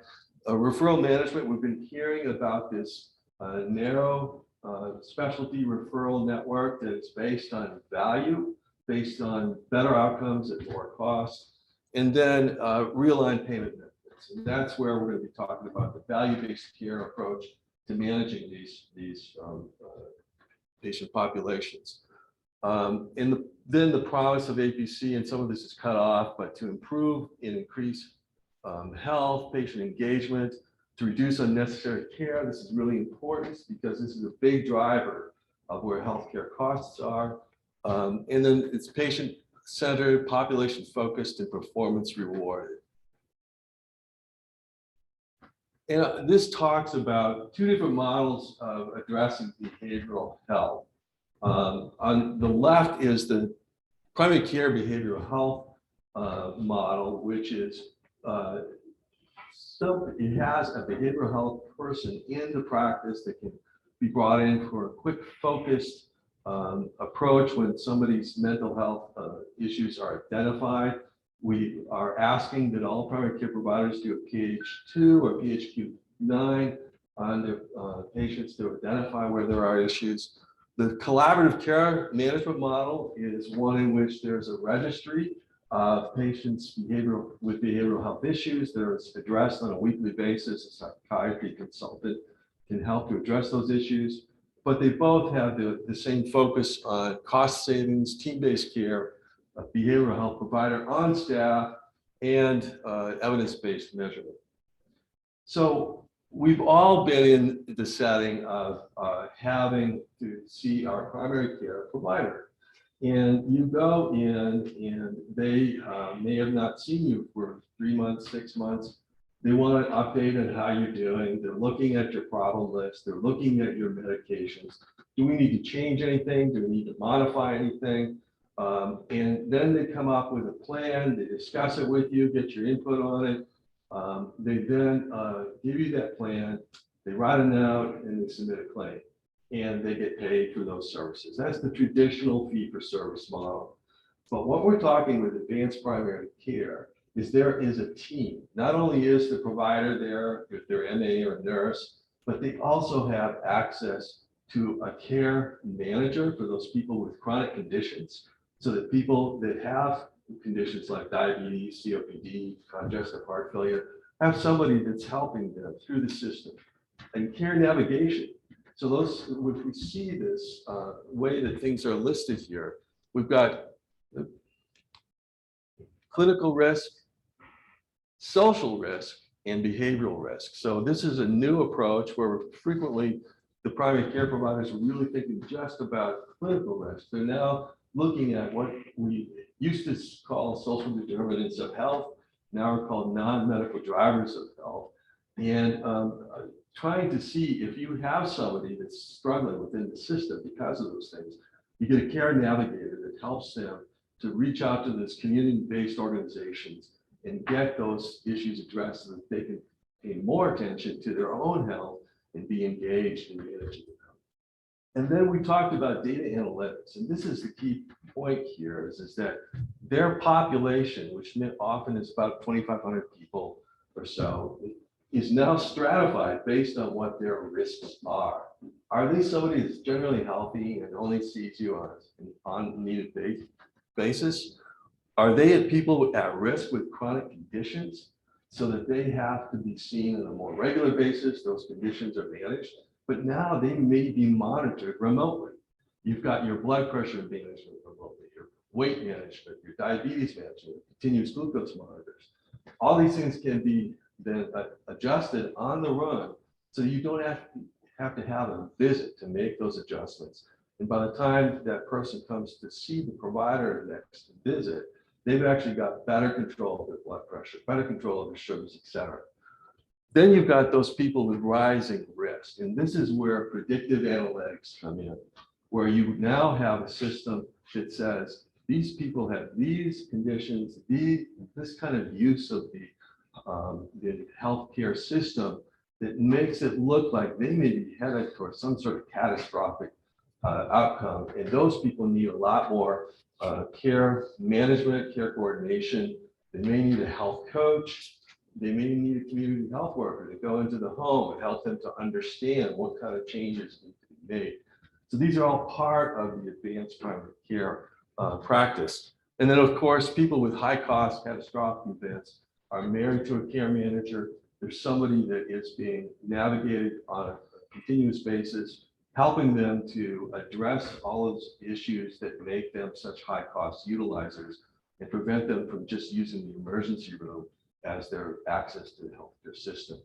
So by doing this, then we get the triple aim, we get the quadruple aim, and now the quintuple aim, which adds not only provider satisfaction, but then addressing those non-medical drivers of health as part of what the healthcare system is doing. And the bottom line is that you get better outcomes and better value. One thing I didn't mention is the transparent PBM. That's a critical part of this. And I wanted to give an example of personally what happened this last weekend. I went to pick up a prescription at CVS. It's always been about a $40 copay. And the pharmacist looked at me and said, you know, that's a $500 copay now. I thought, what is going on? Well, Buca coverage, they decided to change. And I went to call and got put on hold and then went to a voicemail system. They said they have nobody that can talk to me about this. So that's the opposite of a transparent PBM. So what we're going to be proposing is that you've got access where there's transparency about costs, you've got a formulary, and this helps the primary care providers to manage these in a way that's beneficial to all. I think that hands it back to you. So I just want one quick extra thing, and then we'll see if there's any other kind of questions from the clinical standpoint. But, you know, I talk to people all the time about this stuff, and you know, we all know, either if you're an insurance company executive or any of you from the benefit side, is that, you know, as a general rule, we don't spend enough money on that healthy 50%, and we spend way too much money on that most expensive 5%. And so, you know, part of a smart network is really trying to reallocate that and say, let's spend a little bit more money on primary care. And what can we do, both in terms of prices for those catastrophic cases in the hospital, those super expensive drugs, those, as Dan said, the case management services those people need, because simply, I love advanced primary care, but simply laying advanced primary care on top of an existing broken system doesn't necessarily achieve the healthcare AAA, much less the quadruple or quintuple now, whatever. But, you know, so I don't want anybody to think that we're not going to focus on that really expensive 5%, which may be 50% of your spend. One more comment. Right now, primary care practices are about 5 to 7% of healthcare expenditures, but they are responsible for managing 40 to 50% of the care that accounts for the healthcare expenditures. So part of this has to be revaluing their value in the healthcare system and paying them more for it. So some have said as much as double what their current reimbursement is, but at least somewhere going from 5 to 7%, 10, 12, 15% of the healthcare system. So we've talked a good bit now about the construct itself. Now you've heard about some of the clinical components of it to help really advance an outcome orientation. Any questions about that before we move into some of the financial integrity of what we would project this to look like. Okay. Oh, Ted. Yeah, so Dan, thank you very much. Very quick explanation of population health, and I know we'll hear more about this, but are there groups out there that you can point to that are doing population health management in primary care successfully that you would model yourself, that we would model DHSO? The question for the Zoom folks is, are there groups out there that Dr. Crow can point to that are doing population health management successfully? Yes, so there are groups, like One Medical, and which was just acquired, and many of these other Oak Street that are out there that are being acquired left and right because they've been proven to be able to do these sort of things sort of well. There's a lot of this started with the Camden Coalition way back when the hotspot article by Atul Gawande came out that showed that this, by managing these high-risk individuals and doing this population health approach, can make a difference. And so it's really spread throughout the systems. So what we're trying to do is say that this should be part of every primary care practice. And we think we can help this organization help you get this built into the system. There's been more of it on the Medicare Advantage side than the employer-sponsored side, but we're really trying to find the groups here in Houston that are really, want to focus more on the employer side of it, because, on the MA side, there's just a lot of this activity going on. And I will have to say, I worry about some of these groups in terms of, One Medical and being part of Amazon now, is that right? Amazon. And others that are being bought by insurance companies, Oak Street's now owned by Aetna, CVS. Not that we won't talk to those people and see if they're the right folks, but we've had lots of conversations with other folks, and including Juliet, who's here, and we'll talk a little bit about what their experience has been so far with this. But this is happening in primary care. I think it's a really positive trend, and we want to build on it and grow with that trend. Yeah, sure. Yeah, Chris, go ahead. Just so you don't have to repeat everything. I don't know if you remember from Cheryl's slide deck, where she showed the decreases in cost 15 to 30%. If you notice, there was an increase in primary care spend. You're going to pay more for primary care in this model. And I've heard folks say, well, you're just going to pay more and you're going to get less. Well, it depends how you design it. There are health systems here who are focusing on primary care, and we have employers who use them. But unfortunately, those wind up being feeders for the mothership. So you're paying more for specialty care. And we have folks who have seen that, questioned it. That can't be part of this game.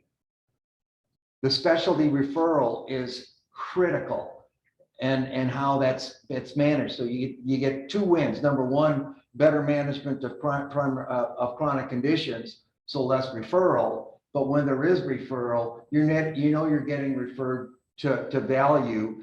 And again, you saw that slide up there. We're talking to a lot of different folks who play in that space of assessing value. Several of them, by the way, are used by the hospitals when they want to improve their own value. Unfortunately, the employers don't get the benefits of those decisions. We want the employers, and most importantly, the employees, to benefit by those decisions. Yeah, Jeff. Yeah, quick question on the chronically ill. You look at three of the top diseases for the chronically ill: diabetes, hyperlipidemia, anemia, hypertension. In the blue collar environment, you probably got 30 to 40% of those people who are what I call non-compliant. They don't even have primary care doctor. but they're responsible for 80% of the spend within that environment. How do you get?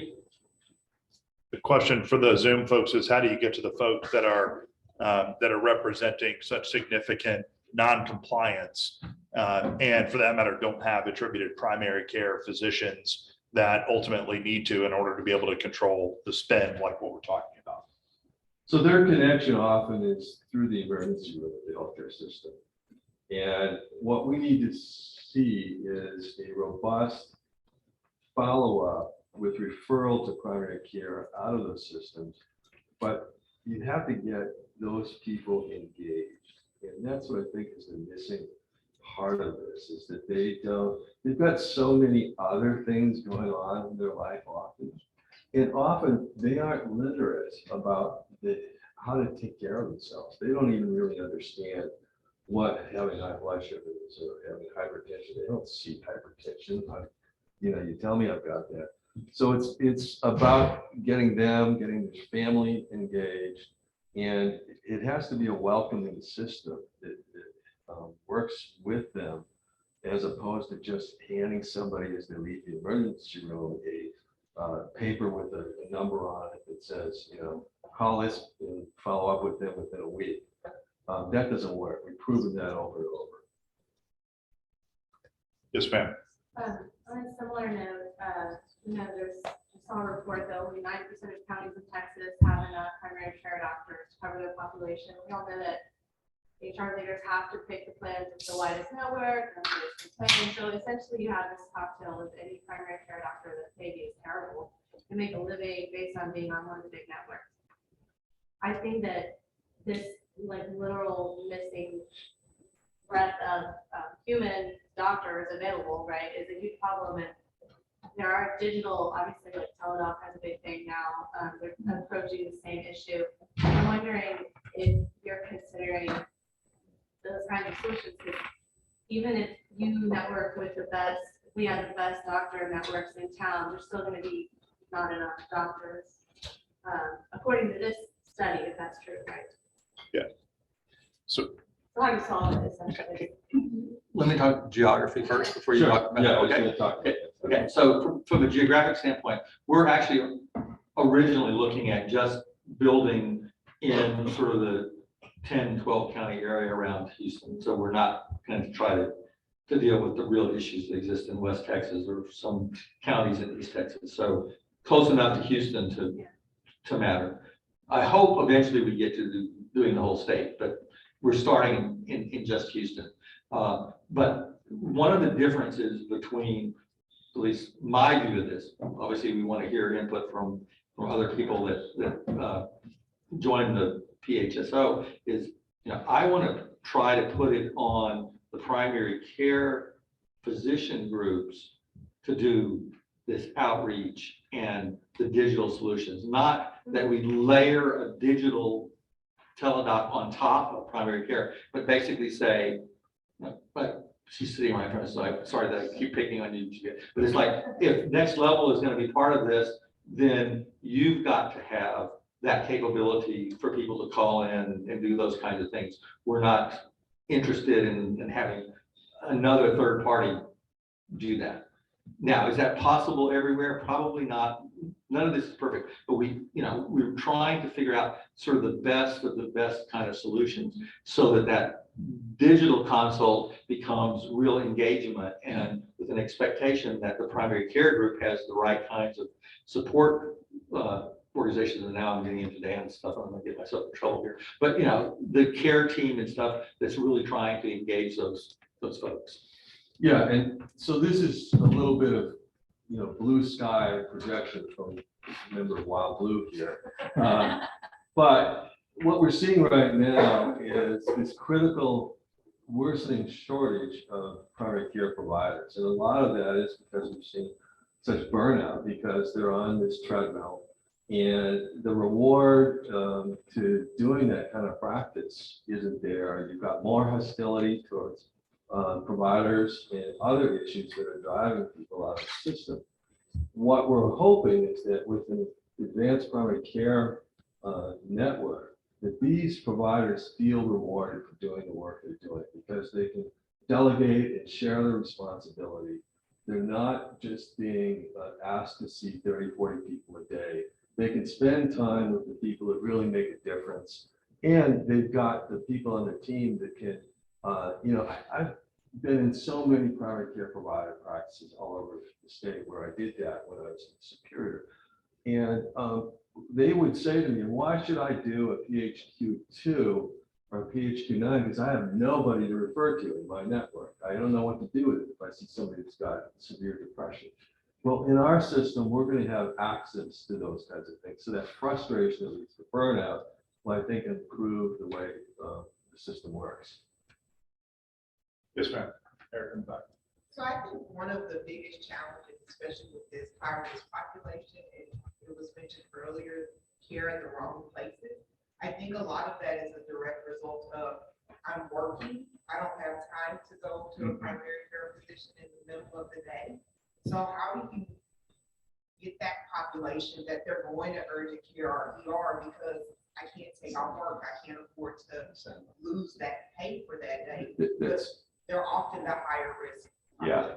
The- So the that's question- critical. The question was about the timing constraints of employees that taking time away from their work day, taking time potentially away from pay, need often access right then, rather than waiting on a primary care visit and so on. So I think this is where the PHSO listens to you, here's what your needs are, what your employees' needs are, and then we work with the primary care providers to expand their hours so that they've got time outside of the typical workday for access. They've got weekend hours, and they've got then that access virtually also for those people that can require that kind of care. So I think that's a critical part of this, but it's that listening feedback that will help to build this better. Yeah. And the dollar speaks, because if you look at this, and maybe it's a good lead-in for our actuary, you're gonna be able to incentivize these folks. I mean, money talks, you're incentivized to do this, i.e. no co-insurance or low co-insurance, no high deductibles here. I mean, the dollar speaks, and it motivates people to perhaps get engaged more so than they would under the current model. We've attempted to be thoughtful about what this could look like and thinking about an appropriate care model that Dr. Crowe just talked to, advanced primary care being team focused. So not just your primary care physician, but what's the team that also is attributed to you and to address your needs and helps to coordinate you being referred to in the right setting at the right time when you need, not later when it's too far beyond what your need is. That care component is really critical, because that's the only way, as Dr. Crowe talked about, to affect that pyramid graphic, to affect the way that you as a member of the population is addressed with your particular needs, your particular challenges, and so on. One of the core components of this, however, is making sure that, at least in the early going here, that we have a good feeling that we have the right kind of financial integrity in play, that we can create a sustainable enough model, given what the environment looks like. So Steve and his team have been actuarially thinking about what could this look like, and we'll talk for the next couple of slides about how this could work. Great, thank you. And I am going to stand here recognizing that the people online might not be able to see me otherwise. Can you use a mic? Yeah. You need a mic. You can put it on the stand if you want to, Steve. Okay. But it fits. There you go. So I think we've covered everything on this. The two things that I think I want to point out here is that we are going to think about this from a behavioral design perspective and getting the right incentives for healthy behaviors and smart use of benefits, which I think is going to be absolutely critical in order for us to achieve the results that we're looking for. We also want this to be something that we're not forcing somebody into, but we're going to want this to be something that people are going to want to be part of, because they know they're going to get a good advanced primary care. We're going to be guiding them to the best quality. They're going to get the best outcomes, et cetera. And we're going to be looking at this ongoing with the right measures of consumer satisfaction, outcomes, experience, quality, et cetera.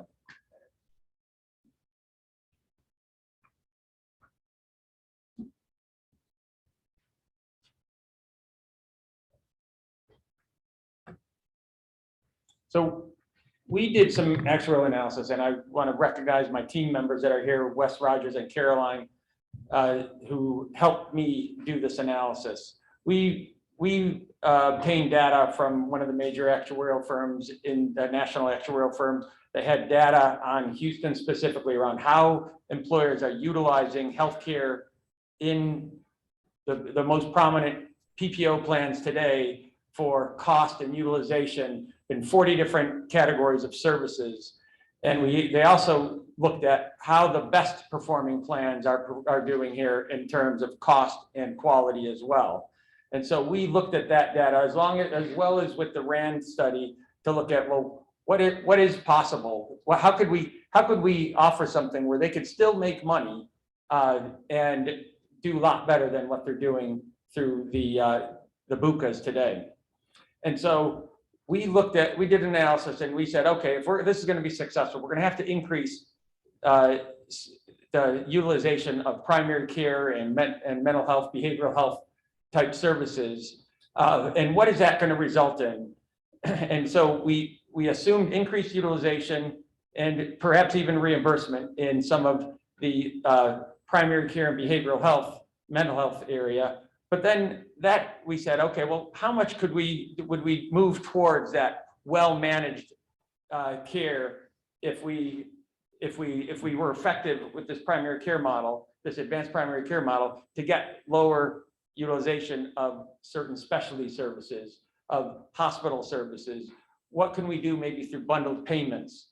How might we affect some of the surgical utilization and use of prescription drugs? And we are only assuming in our projections that we're going to get like 15% towards that very well managed in the first year. And over time, that we're going to get up to 35% in our conservative projection and 45% in our more aggressive projection. And we're also assuming some discounts, but not nearly as far as Ken thinks that we'll be able to get. But I'm trying to get to something that I thought would get to a reasonable savings, still be conservative to meet my actuarial needs. And so we're projecting that 15 to 25% of allowed cost is very reasonable and achievable with some of those assumptions. And that, of course, is I've going spent a to. whole lifetime arguing with the actuaries about what's possible, and they're always more conservative than me. So I appreciate that, Steve, but if you can't imagine, if you can't dream it, if it's not out there in the wild blue, we certainly won't get halfway there. I'll be happy if we get 80% to what I think, which will get us more in line with Steve's numbers. So. And I always believe our satisfaction is a function of our expectations. So I don't want to oversell on the expectation so that you won't be satisfied in the end. This from the guy who just said this meets my actuarial needs. But we're projecting over the next 5 years, you get 15 to 25% savings. So what does that look like for an employer of let's say 1,000 lives under management? If you were to get that over the next 5 years, we're projecting that could be $10 to $14 million in savings cumulative over that time period. And so if you could imagine let's say you're 5,000 members and you could get 20% into the plan, that's about what it would look like. Or if you're half that number, you should be able to scale this for what it might mean to you and your organization. And we do think that that's something that will probably have to be split up. We're looking at a shared savings model. So some of that savings might have to go to the employees through the plan design, the behavioral design that you put in. We want to give back to that advanced primary care that's helping influence and drive that. Employers should definitely get some of that, and some of that the PHSO might need to capture as well. This is what the full savings would be, and how that gets divided up would still have to be decided in the future. Of course, I would say in Ken's fantasy world,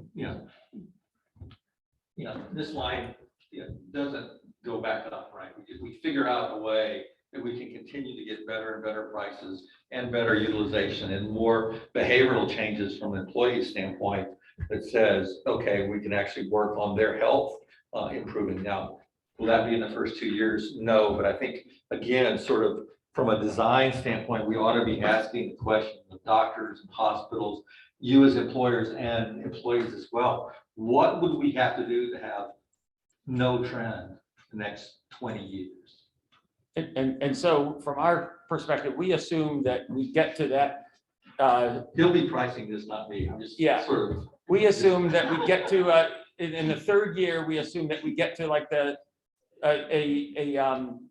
full level of management capacity. And beyond that, we may be able to move, and we probably will move more, but we stopped the savings after the third year from a management perspective. And we think what we didn't factor in here is the behavioral aspect. If we're successful at really changing behaviors to be healthier, more active, think about exercise as medicine, food as medicine, incorporating into that, getting the advanced primary care to incorporate that as their first line of treatment, and employers, partnering with employers to actually encourage and put the right behavioral design in place to help support that. That's all additional savings that we have not factored into this modeling at all, which I think is ultimately necessary. If you want to get to a flat curve, people have to get healthier. So the notion of building something like this, not an easy task by any stretch, and we could put, frankly, all kinds of numbers up here. This assumes 1,000 lives, a 775 PDPM. We could work this model all kinds of different ways, but the reality is all of it is projection until we actually get to when the rubber meets the road, when we start to have lives in this, when we start to really understand, taking a data-driven approach, where risk stratified lives are across your populations, diving more deeply into some benefit design and so on. But we wanted to at least test the integrity of our idea or the concept financially. And this certainly reasonably so gives us a sense that doing something like this, particularly in this market, makes sense and has the opportunity to make a significant difference, not only for all of you, but also for all of those of you that are represented and are not here. So with that, any questions around how the financial thinking was built in, what the potential opportunity looks like, et cetera? Juliet, yep. Are you talking about doing this the way Cheryl described, where employers are shareholders and that they're participating in that? We're going to talk about that in just a second. Yep. No, it's a great question. Juliet's question's about how do employers participate in this? So we're literally going to talk about that, I believe, on the next slide, right? No, I think we're going to talk to Juliet. Then we're going to talk about that. Sorry, I forgot that we reversed things. So I'll answer it at least notionally now. The idea of what the structure could look like is still a bit to be determined based on the notion that we've articulated now many times. We want this to be a for employer by employer entity. Now, how employers participate, how those of you in the room who are employers are interested in participating, whether we're talking about something that has a membership or a due element to it to participate, whether it's something we have an ownership share interest into. A lot of that depends on not just the entity itself, because the entity has the opportunity to be flexible, but it depends on the interest that we get. You've heard a terrific example of which there are a handful of others around the country from Cheryl as to how 7 organizations thought they could make a difference in the market. We're banking on literally that this concept has the same type of feel here. So short answer is the intention is to be flexible, but have employers dictate what makes the most sense. Any other questions? So go ahead, Chris. No, I'll wait. Oh, okay. That's good. Yeah, so I think we're going to switch out. We are. And let a couple providers talk about this and then come back. Right. I'll do the last. So we're gonna get into the financial lay here. We thought this would be good. And by the way, we have coffee back there. Just feel free to stretch your legs as you need to. As you can see, we have had several conversations. And Juliet and Kristen, do you want to come on up here? We have had several conversations with our board members as examples. You can't get through this in like 30 minutes. We know this is a long afternoon. you can't do this in a short period of time. And even then, we expect to have one-on-one conversations with employers, fill in the gap, find out what you need. But we thought it would be helpful to share an example, and Josh will ask some questions as well here, to work with a couple of providers, the type of providers that we would want to work with that are already working in this market. And independent groups, quite frankly, present a really good opportunity for us because I'll just say the majors, most have not expressed a real interest in wanting to move this forward. Why should they? They're not incentivized to. Now, they will be incentivized if we get enough employers to say, we want something different.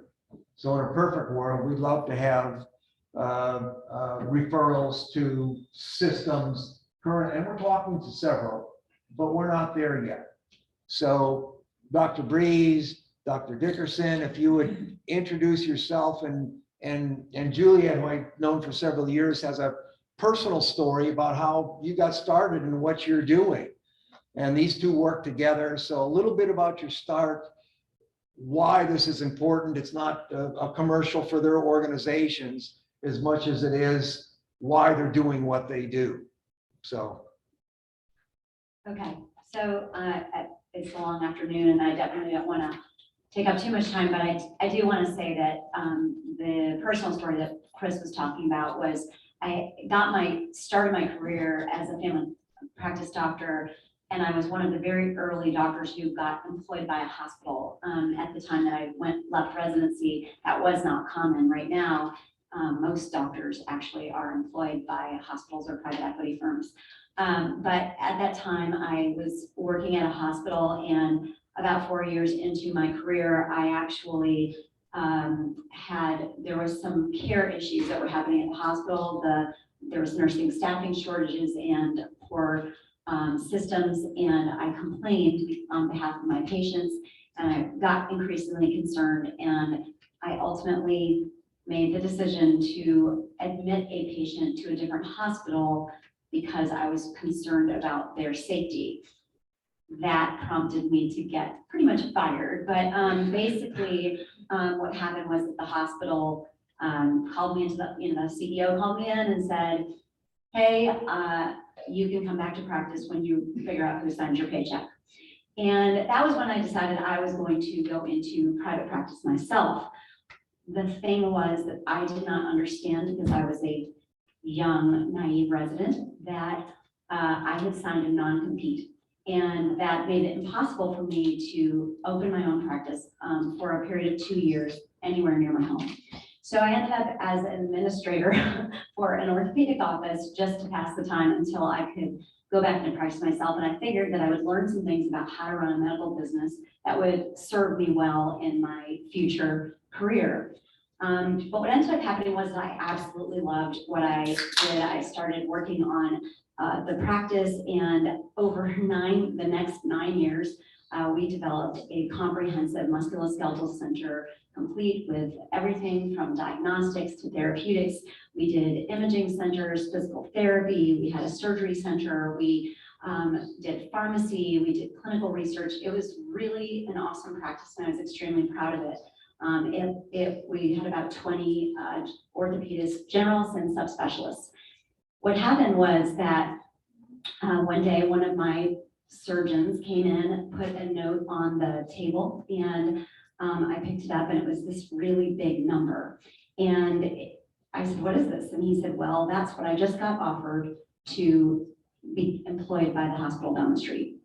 And it was a number that was bigger than any collections he had ever had, even if you counted every other thing, all the ancillaries that we did in the practice.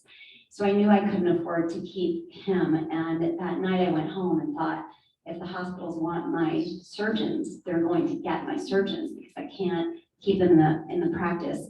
And so I immediately, next day, went out and tried to contact all the hospitals about basically buying the practice as a whole, because I didn't want all the hard work we had done to put this beautiful practice together to basically get it torn apart or just, bankrupt.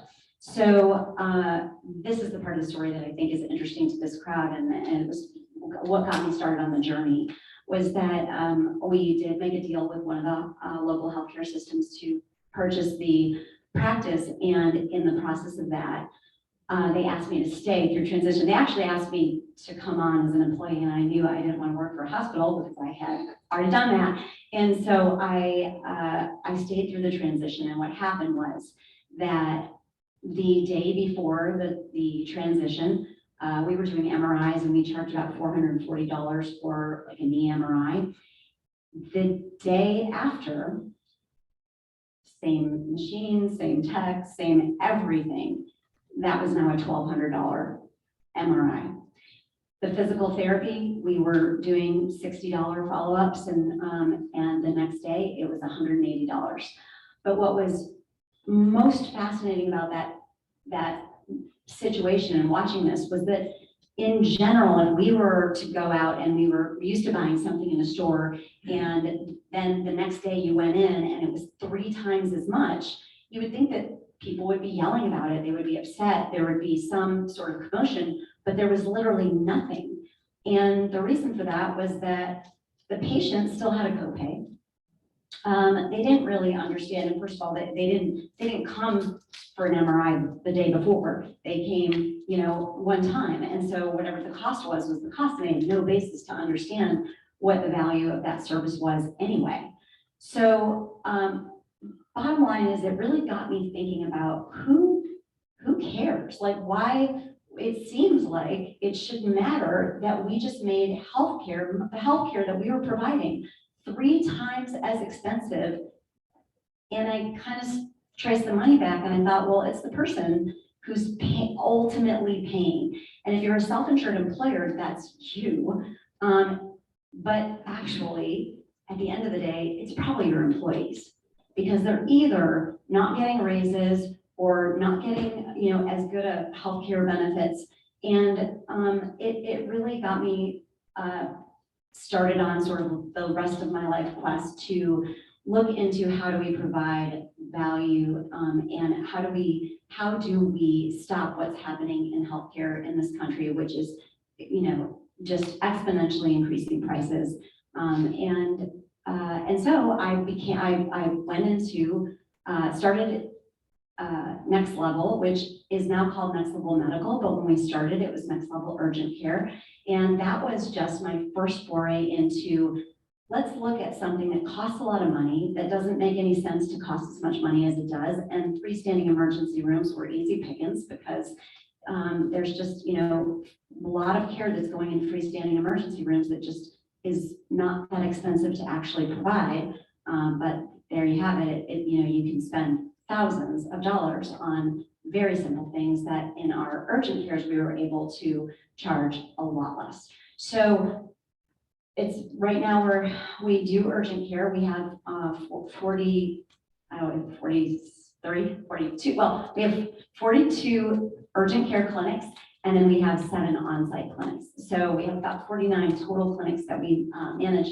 But what's interesting and why I'm here is that I'm also an employer. And over the period of time that I got involved in really expanding the practice, I started getting a lot of employees, and healthcare became really expensive, even for a healthcare provider. And I started looking at, what can I do about my own rising costs? And so we tried something. We had all these clinics already. We already had the clinics that were doing an urgent care business. And we said, what if we became primary care providers? It's an issue that our employees are not getting, like Joe was talking about. They were not getting their hypertension, their diabetes, their hyperlipidemia addressed because they were busy at work, and then they were busy at home, and they didn't have time. But here we were open 7 days a week. We were open late hours on the weekdays. So, 9 a.m. to 9 p.m., 7 days a week. So our employees all automatically got full access to our services in person. But then COVID happened and we expanded to integrate virtual primary care. So we put together, and then people started having really bad emotional wellness issues. So we added emotional wellness to that. All the things that Dr. Crow just went over on that slide, we individually started adding them to what we were doing. And the result for our employee group, because we were the guinea pigs, the result was amazing. First of all, I saved about $500,000 the first year that we put all of that in place because we were self-insured in total spend. But then also, I saw some really soft, cool things happen, like our turnover went down. And like 2 weeks ago, we had an employee survey, and we had 93% of our employees are satisfied or more than satisfied with their healthcare benefits. 93%, unbelievable. Well, okay, that happens when you give free, basic primary care and emotional wellness support to your employees. And that's what happened for us. So I have, experience both as an employer and as a provider.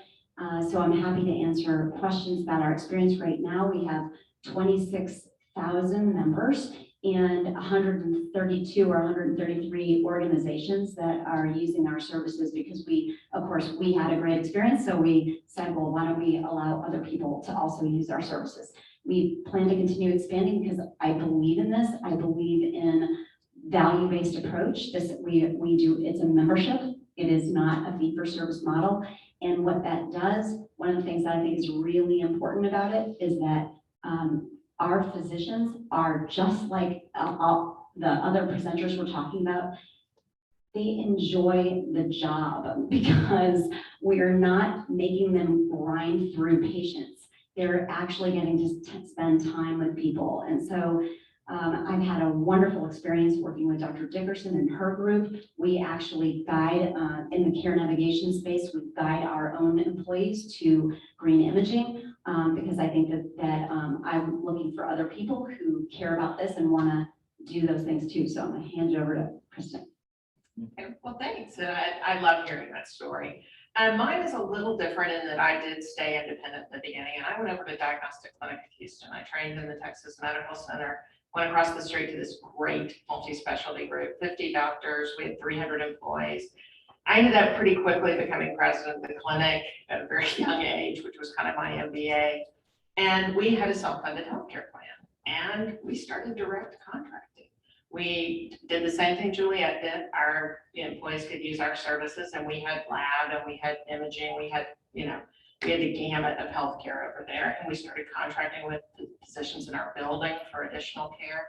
And we saved a ton of money. This was in, I guess, the 90s and, in early 2000s. And, the rates were going up like this for, for care, and we were lapped. And so I had a very early experience with this. I founded Green Imaging to solve a problem in this community, which was the big chain of imaging centers was acquired by a hospital system. The price has tripled. And all of I had by this time gone on, founded my own radiology group. We were reading for the independent imaging centers. They were all billing out of network, and because they couldn't get adequate rates in network. And that was what I was talking about with Chris about the, for a chest x-ray, Medicare pays $20 to an independent doctor. For a hospital, $120. And in a self-funded healthcare plan, you're often paying in the hundreds now. So there's this huge variability there. But my friends would call from Memorial Hermann or Methodist and say, hey, do I really need to pay a couple of $1,000 for this MRI? I'd say, yeah, I don't really have another option, but I got this idea. The STAR laws allow radiologists to do unique arrangements with imaging centers. We can do lease arrangements. So I got the idea to buy the extra time at these imaging centers I was already working with. Buy the extra time on their tables. They were paying the tech, they were paying for the cryogen for the MRI machine. Buy that at a discount. My group would read the study, and we would bill globally. It kind of just threw imaging on its head, and we would bill globally. And so very quickly we built, and I've been doing this a little longer, we've been doing this 12 years, grew throughout Texas very quickly, But it became clear as I started working with larger and larger health plans. I mean, I started it as a self-pay network, but you know, my background was self-funding. And so we started working with self-funded healthcare plans, with TPAs, with some and very innovative health plans that are incorporating direct primary care or some kind of subscription with primary care. And I saw that we had to be national. So it's taken 12 years, but we're now in 50 states. We have about 3 million members. They are incentivized at different levels to use us. Some it's zero out of pocket. That's where we get the great steerage and the great savings. Others, you know, it's more subject to a copay and deductible. And I've got great stories about why that plan design doesn't work, but that's why it's so important. The plan design that goes into place here, you know, that steerage happens if you do the right plan design. So we feel like we provide better care. We call it direct radiologist care. Our radiologists are actively involved. We're going to be talking to the primary care doctors. Karen Rakers, her medical director, she texts me, you know, at least once a week, and we talk about a patient, you know, or I do back at her if I see that there's a critical finding. It's integrated care again, and technology is allowing us to do that in a very interesting way. It's not like the hospital systems where they rely on the EMR to do all of that, quote unquote, for them, and it really doesn't happen. It's really people putting their brains together, caring about the members and their health plans. We share a lot of members in our health plans, and that's the thing I wanted to add to Cheryl.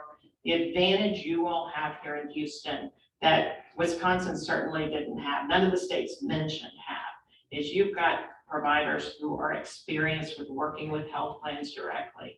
You've got Texas Medical Management, Texas Free Market Surgery that Joe's involved with. He's got Retro Health, you know, you've got Next Level, you've got First Primary Care, you've got Green Imaging, you've got all of these experienced providers who are ready to do this. And, you know, we've talked about doing something on our own, but we're busy. You know, we're busy trying to change healthcare in a different way. And it's so exciting for us, I think, to see somebody doing this in this community because the pieces are there. It's ready to go. One, just briefly, because you touched on it again, so the folks, the people in back audience can hear that. One of the reasons I wanted these folks here, again, they've told their story, but you see how these two work together. Just think of a large community in Houston doing this. But I will, and I'm going to pick on Juliet here a little bit because several of our members are your clients. And they've come on board and literally the question was, well, where should we send your people for specialty care? Well, you know where to send them when they need imaging. But that transparency in price, negotiated price, both on the pricing and on the quality is just, you don't have that now, right? I mean, you're trying to build this up, but that's what we're trying to add so that these primary care groups can be navigating to value based on the arrangements that we're making with these specialist providers that want to work in this space. So I just wanted to point that out. Maybe go a little bit further, if you guys don't mind, about how critical the interplay is between primary care. We've talked about as a part of the SMART network, building out an advanced primary care component to it, but how critical the relationship is between a primary care physician managing in a team-based approach that has the ability to integrate in an effective way with an organization like Green Imaging, maybe through both of your lenses, if you don't mind. Well, I mean, there's a couple things I want to just mention because this model is new in that we both grew up in a fee-for-service, educational system, and our doctors, when we started this, before we get to interacting together, we have to talk about referrals in general. Imagine being a doctor who is paid on RVUs and has to see a lot of patients or do a lot of things for patients in order to maximize their own earnings. So now you think about that doctor, how do I get to see a lot of patients in a single day? Well, When I see anything that's a little bit complicated or anybody that I have to talk to for more than a few minutes, it's easier for me to refer because there's no skin off my back. And I get the RVU credit for that, but that patient now is going to a more expensive specialist to get taken care of. So before I tell you about the wonderful opportunity to work with really great specialists and really great ancillary providers, I really want to make the point that when we started, our providers, we started monitoring the referrals. And we were shocked by how many of our providers who we think are excellent doctors were making referrals that they weren't necessary. But the thing is, it was training. So we had to really literally retrain our physicians to recognize, you know how to take care of hypertension. You don't need to send everybody to a cardiologist. You know how to take care of basic diabetes. They don't need an endocrinologist as their first step. Specialists can do a lot of things that they have more complex training and complex people, but most people aren't that complex and can be handled very well and kept in a primary care setting.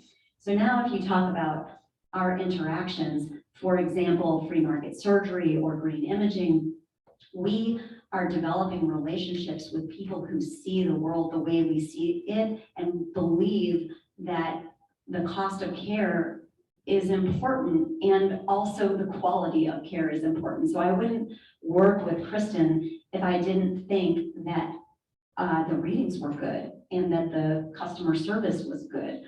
So we feel very grateful to have the opportunity to sort of help and getting in on a ground floor of something like this is very exciting for us because we have the support and the help of, hey, these are people who want to work in this environment and then we can build those relationships in the network.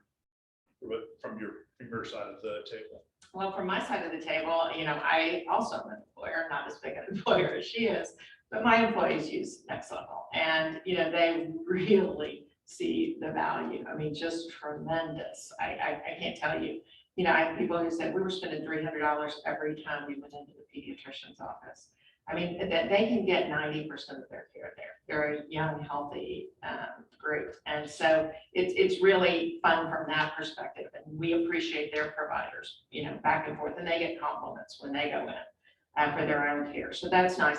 But I would also say it's having that open door. Like I just realized, heck, I've got 24/7 imaging now in Austin and San Antonio. So I texted Juliet and I said, we got to figure out how to make this work. How do we get this running so that we can keep those people out of the ER who need a CT to exclude appendicitis or need a DVT study? I mean, that's so much more money we can save employers if we can get that going. And I'm talking to a hospital in Houston that's going to work with us on that basis too. So I think that's the advantage. You've got people rowing in the same direction. Dan, I see you on screen. Yep. I see you on screen, Dan. Yeah, quick question. First of all, thank you, Dr. Breeze, Dr. Dickerson. This is We extremely can't useful. hear you too well, Dan. Oh, sorry, is this better? That's better. All right. Thank you, doctors, for taking part in this. No, I'd be not interested. really now, Dan. Sorry. Still can't hear me? All right, I'll type it in the chat. Sure. Yeah, just go ahead. Boost the volume a little bit on your voice. All right, is this better? It's fine enough. Sure. Okay. Can Dr. Breeze and Dr. Dickerson talk a little bit about the employer experience and the experience that they have in partnering with employers to deliver advanced primary care and imaging services? And full disclosure, Turner Industries is in a pilot with Next Level. We've had great experience so far, and we're talking with Dr. Dickerson as well, but I'd just like to get some clarity for the audience. So question on the employer experience. Yes.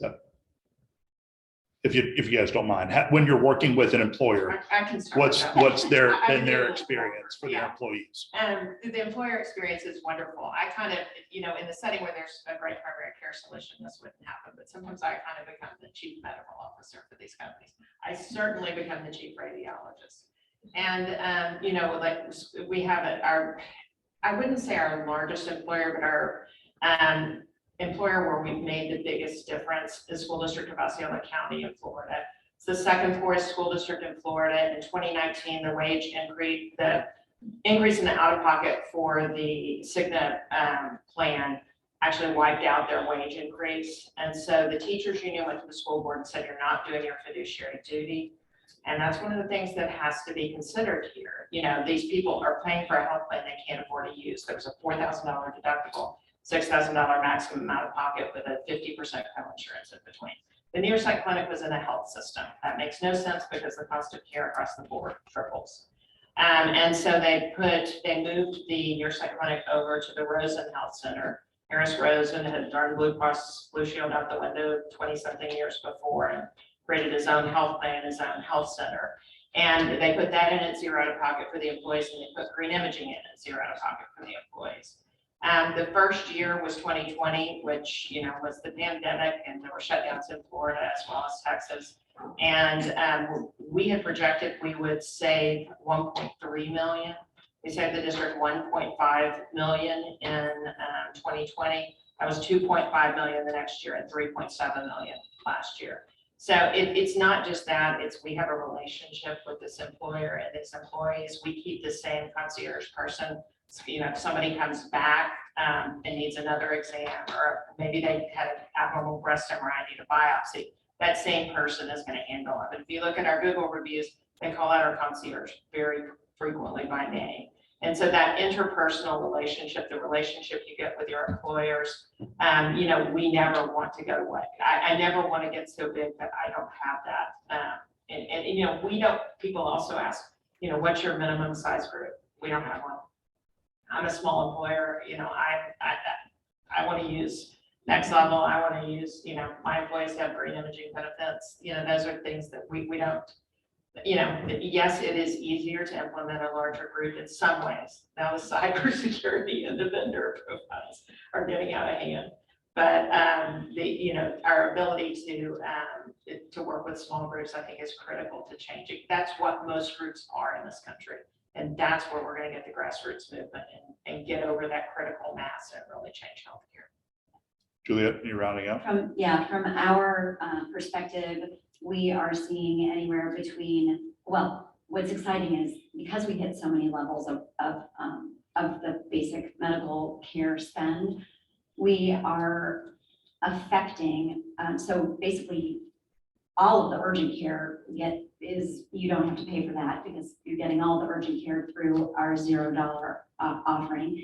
About 16 to 20% of emergency room visits actually end up not happening after switching over to us because, you know, the people realize that, gosh, they can go to us for free. And so they try us first and we can block some of those people who would otherwise have ended up in the emergency room.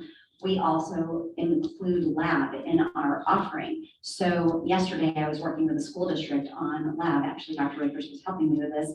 They gave us their lab spend for 1 month and asked us to show them how much it would cost in our model. And we were able to save them $6,500 a month just on their lab spend. Nothing else. So we're finding, and we don't ask that people switch their primary care if they have someone that they love. The way that we do ours usually, because most of the employers that are using us right now actually have insurance, they have a PPO or something in the background. And so, but what ends up happening is a lot of people do end up switching to us because our hours we are open 44 more hours a week than a typical primary care doctor. And we promise that we can get people in within 24 hours of requesting an appointment. And so right now in Texas, I think it's a 26-day wait as the average for primary care. So we're really we're recruiting patients just by being there doing the thing. So. Juliet, earlier, there was a question about primary care shortage. Yeah. 90 counties in Texas certainly having challenge, are projected to have challenge. Nationally, thousands of primary care physicians and specialists we're forecasted to be short for the way that care needs to be delivered in the country. How does a model like what we're talking about today and what you're talking about, actually through each of your lenses, how does a model like this compensate for something like that?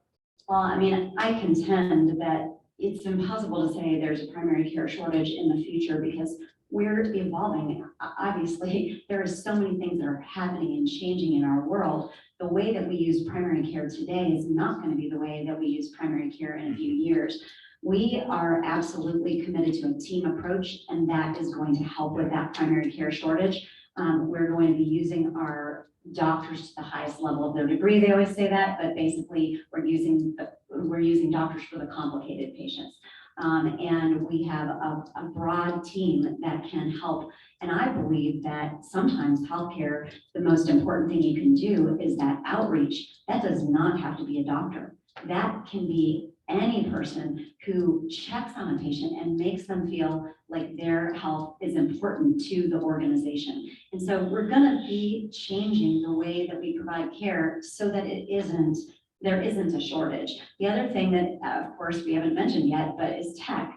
I'm extremely excited about building out better engagement tools for patients so that they can provide some of their own care for them. We recently launched a mobile app that allows our patients to skip a visit by basically following an algorithm of questions. And if they have a very straightforward issue, like a UTI or seasonal allergies, they don't have to even get on video. They just push the buttons and then we will provide their prescription if they don't fall out of that algorithm for some more serious issue. So those are things that I think are going to happen in the world that are really going to address that problem before it becomes a real problem. Well, it's very interesting you bring that up. Because, in my world, radiologists are in very short supply, both because the private equity groups have bought them up. They've consolidated into these radiology super groups, and that really what they're getting paid right now has doubled the average MRI interpretation. In a claims data set I just looked at last week was $265. I've never been paid $265 in my life to interpret an MRI. In my world, that's a $60 gig. And so they're and the radiologists aren't taking that home. They're consolidating contracts. Private equity groups are making money off of this, and the employers are paying for it. But it's really getting hard to get radiologists, except that I provide a better lifestyle. They're not reading on a dashboard. They don't have this long non-compete. They can, work from home. They can do most of it teleradiology, all of those things. The other big problem is that the residency positions aren't filling because medical students are afraid that radiology is going to go away with AI. Well, I think it's just going to make us better and more efficient. And so that's, again, it comes down to the tech factor. There are a lot of forces at work that keep the tech end of my business challenging because there's no standard for, they call it the DICOM standard, but actually ARA in Austin, if they put a viewing software on a doctor's computer, it blocks any other CD from any other facility from being able to be viewed. I mean, that's how bad it is. And so the sharing of images, sharing reports is easy. Sharing of images, which are very data intense, is still a big challenge. We're going to get there. Tech is changing and we'll get more and more efficient with that. And that's a challenge for us nationally as well. But, there's now this coalition of licensing where I think I'm licensed in 10 states now. Much easier, a lot of CME, I must say. Spent a lot of time on a radiologist doing opioid prescribing CME.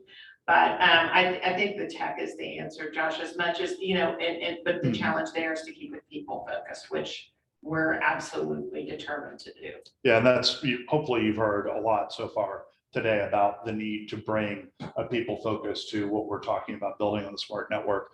All the comments have been fantastic. Great way to round out this portion of our dialogue.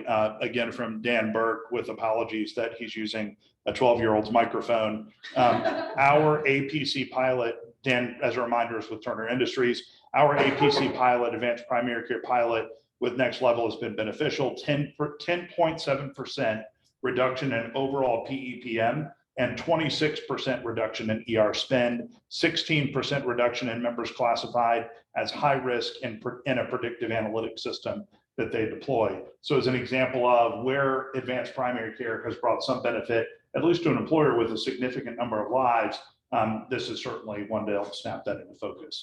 Please join me in thanking Kristen and Juliet. So as Steve's, who's gonna do the number thing? We got Is it. that okay? Got it. So as you heard, again, we wanted Dr. Dickerson and Dr. Breeze up here. Yeah, we don't have contracts with anybody. But I think you heard, these are the kind of people we want to work with. These are the kind of people we're talking to. They wouldn't be exclusive relationships, but this is who we want to, the type of organizations that we want to work with. And I would say that these solutions are not going to come from the health plans right now. They're not going to come from the hospitals. They're going to come from employers working together saying, we want a damn better way to do business. But to do this, we got to spend some money. And as Cheryl said, we are fortunate. We've got some deep pockets, philanthropic groups who want to help us out.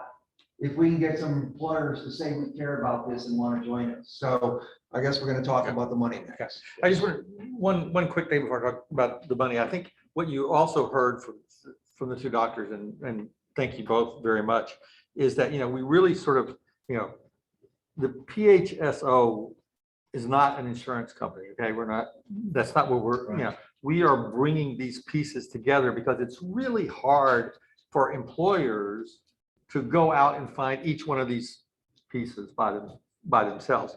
It's also really hard on Next Level or Green Imaging or something to have to contract with each individual employer too. So the fact that we can sort of make it easier to do these kind of arrangements is what we're about, and also to be part of the discussion that's still going to be between ultimately the employer and the TPA will figure out exactly what the plan design looks like in terms of co-payments and all those kind of things. So, but we want to be part of that as the PHSO to sort of say, to get the best, to make it work the best, listen to what these providers have to say about co-payments and deductibles and those kinds of things, because to get really good value-based payment models, this is, I don't think you do this kind of approach with a smart network with a high deductible health plan with an HSA. Okay, just in my mind, maybe somebody can explain that to me how that would work. But I do want to say that it's still the employer's kind of decision about what that plan design exactly looks like and how much incentives you want to put into incentivizing people to use this network versus traditional plans. But we do see this as kind of a more side-by-side type of approach as opposed to layered on top. But we're open to other things about that. We sort of danced around that a little bit, but I just wanted to say that one more time. But did you? I did. So you said make it easier. How easy or how hard will it be for the people in this room who have to manage those plans to work with this? Is it gonna feel like an insurance? Is it gonna feel like an insurance company in regards to the amount of work that goes with it, or is there some different level of effort that would be required of the benefits folks? The question on the Zoom for the folks on the Zoom was from Sue about how difficult or how easy will it be for employers to work with what we're talking about here? Is it going to be insurance company like, arduous, difficult, et cetera?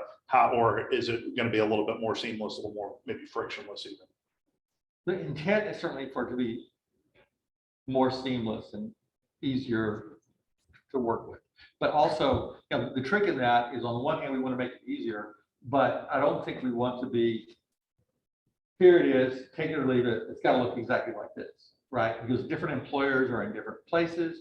You're going to have some employers that are going to have the vast majority of their employees here, and that's a different kind of discussion than, okay, we're going to pilot this crazy approach in Houston, even though our people in Louisiana can't have it, looking, Dan back there and stuff. So, we can't just go out and say, here it is, just trust our box. But we wanted to make it as easy as possible. That's part of the reason why we want to, as we look at who are the other partners in this, not just on the provider side, but the other service provider side is, as easy as possible in terms of APIs, in terms of tying into your existing benefit and comp systems and all those kinds of things will be an important part of it for me. At least. So will it minimize the need for point solutions? Yes, that is absolutely a goal, that you won't have to do that because you'll, and the other companies that are part of this will have already kind of pre-vetted all those point solutions and can deliver them in a unified package rather than figuring out how to bolt each one of them individually. Okay, so there's an ask here. So, what we're looking to have a launch for 1/1/25. Okay, and so what we're working on right now is refining the business plan and the pro formas and all those kinds of things, but we need employer input to do this. We've got to set up the legal entity. It doesn't exist yet. We think we have an idea of what that is, but we need more input before we set that up. We're going to have to do, RFPs to the various service providers. We've had tons of discussions with providers about this. We have a really pretty good list, but we need to go out there and execute contracts with them after we have a legal entity to execute contracts with. And then we need to figure out what is exactly what the employer contracts would look like and the agreements and the pricing of all that kind of stuff. And then the idea is that there will be a small, right now we're going to build this basically with us consultants and then move it over to having a small staff to run the PHSO. It's sort of the game plan right now. The reality is to do this, there's legal fees, there's figuring it all out, there's actuaries, and it takes time and energy and resources to negotiate all these contracts and do the RFPs and stuff. So we think we're gonna, in order to get it up and running and having some funds to subsidize the first few months, because a new entity like this, until we get to 20,000 lives or something like that, there's just no way to do this on a break-even basis. So we think we need between $1 million and $1.5 million to do this. The good news is, as we talked about, is that we've talked to several different nonprofit or philanthropic organizations who are very interested in this. And as Chris said, but they're basically said, we will help you do this if the employers have some skin in the game, but we're not gonna do it for them. We understand that certain entities that are, some of the governmental entities and stuff may not be able to come up with this, but we think that if we can raise $500,000 from employers, that we can essentially get a 2-to-1 match from 2 big philanthropic groups that we've talked to. And so that's kind of what we're looking at right now. And, this would be after that, then basically, we'd have some kind of fee structure in terms of some kind of, I call it a TPA fee here, but some kind of membership fee, some kind of fee that you guys would pay once the employer is operational, and that funds the ongoing expenses of the group. But basically, we're saying, okay, what would be a fair way to do this? And so we would come up with, okay, here's a way that we could raise $500,000. If we got a couple of small employers to do this, $5,000, some middle size, $20,000, some bigger ones with more employees, $50,000. It's like, oh my gosh, I can't ask, for $50,000. Well, you think about it, if you have 5,000 employees, what, you got to spend how many tens of millions of dollars? This is a rounding error in your total cost.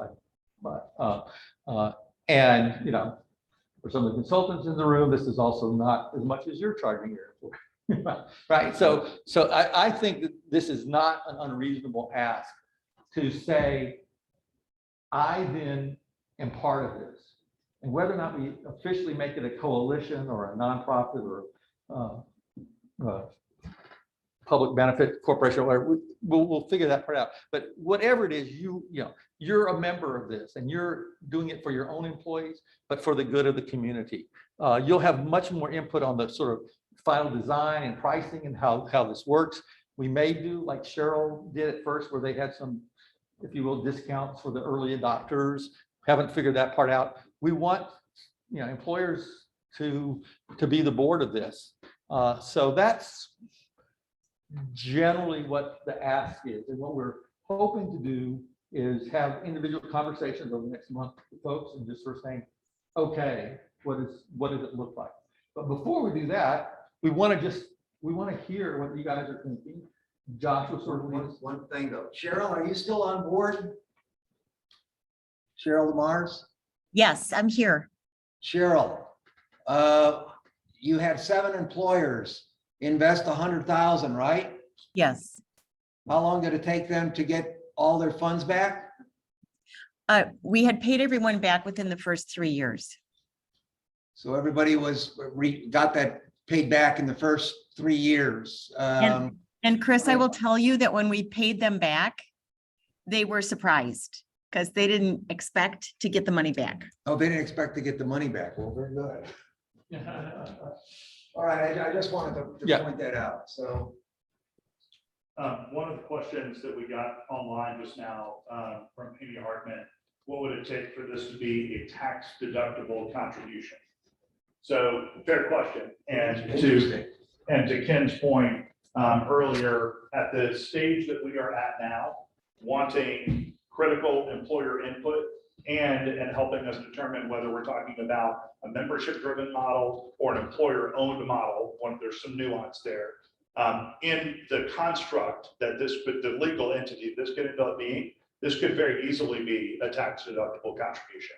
So organizations like TRS, for example, others that require or need something that's tax deductible, particularly depending on how your benefits are structured as an organization, that certainly is a potential lever.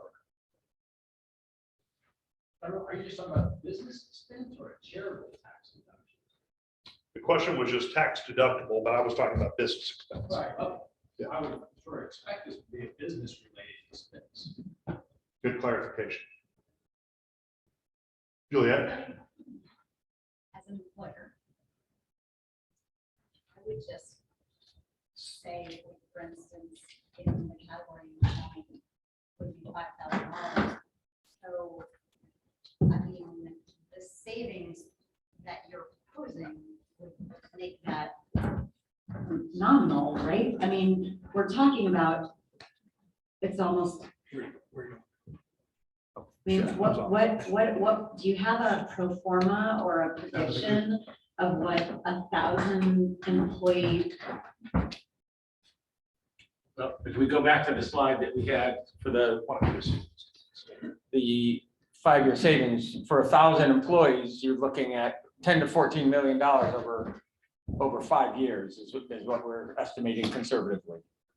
So it seems like $50,000 if you got 20% of your employees or your members to participate in this, you'd make it up several fold over that first 5 years. Yeah, and look, I want to make sure we're really clear about something from a fiduciary perspective.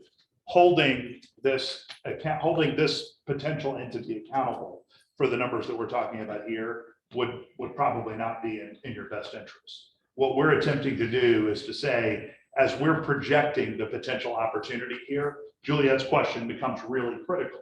And that is, a nominal investment gets at a minimum some of the savings that we're talking about. If we're even remotely as successful as what we're talking about here, that returns your money multiple fold over back to your organization, just based on how you think about your claims analysis alone. As you're attempting to move your lives across the market, the opportunity here becomes potentially significant to reduce burden. You're talking about, we've heard examples of retention and attrition impact or turnover impact across organizations, the need to integrate potential care, curating vendor networks or vendor capabilities in a way that makes sense for you to plug something in, and a plan that makes sense because you can either work it side by side with what you already have, or you can use it in substitute. Enough flexibility to be able to do either. But the question is certainly well placed. I just want to make sure no one walks out of the room thinking that this is exactly what this is going to be, because the pro forma opportunity that Juliet is asking about is exactly what would come next. Yeah. Once we have an understanding, go ahead, Steve. And this is illustrative data. Each employer's situation is going to be different. That's right. For sure. Yep. And I mean, obviously, you'll probably want to do some of your own analysis around this and probably look under the hood, et cetera. And I think we could even talk about running your data through the model and seeing what that would mean to you. That's a good point, since you have the, we have the ability to do that. Couple questions by Kristen. Well, I just want to point out that 45% of Americans right now are delaying care. Yeah. Needed care because they cannot afford it. And this kind of model, these people can get care. That's not just saving your company money. It's also the time off work. It's the later stage of cancer that they're being diagnosed with. It's all of those downstream effects, the effect on their family, you know, all of those things. I just can't emphasize enough how the members that I see of these zero out-of-pocket plans, or at least who have a zero out-of-pocket option alongside a traditional option, are so much healthier and happier. Dr. Crow mentioned this, by the way. He showed the high cost claims up there. You look at this model, there's a few things that better management with chronic conditions. Number one, you don't wind up there. You know, you made some excellent points. Having just had a friend who got diagnosed with stage 3 and actually gone to her primary care physician, had screening would have been a little bit better for Ted?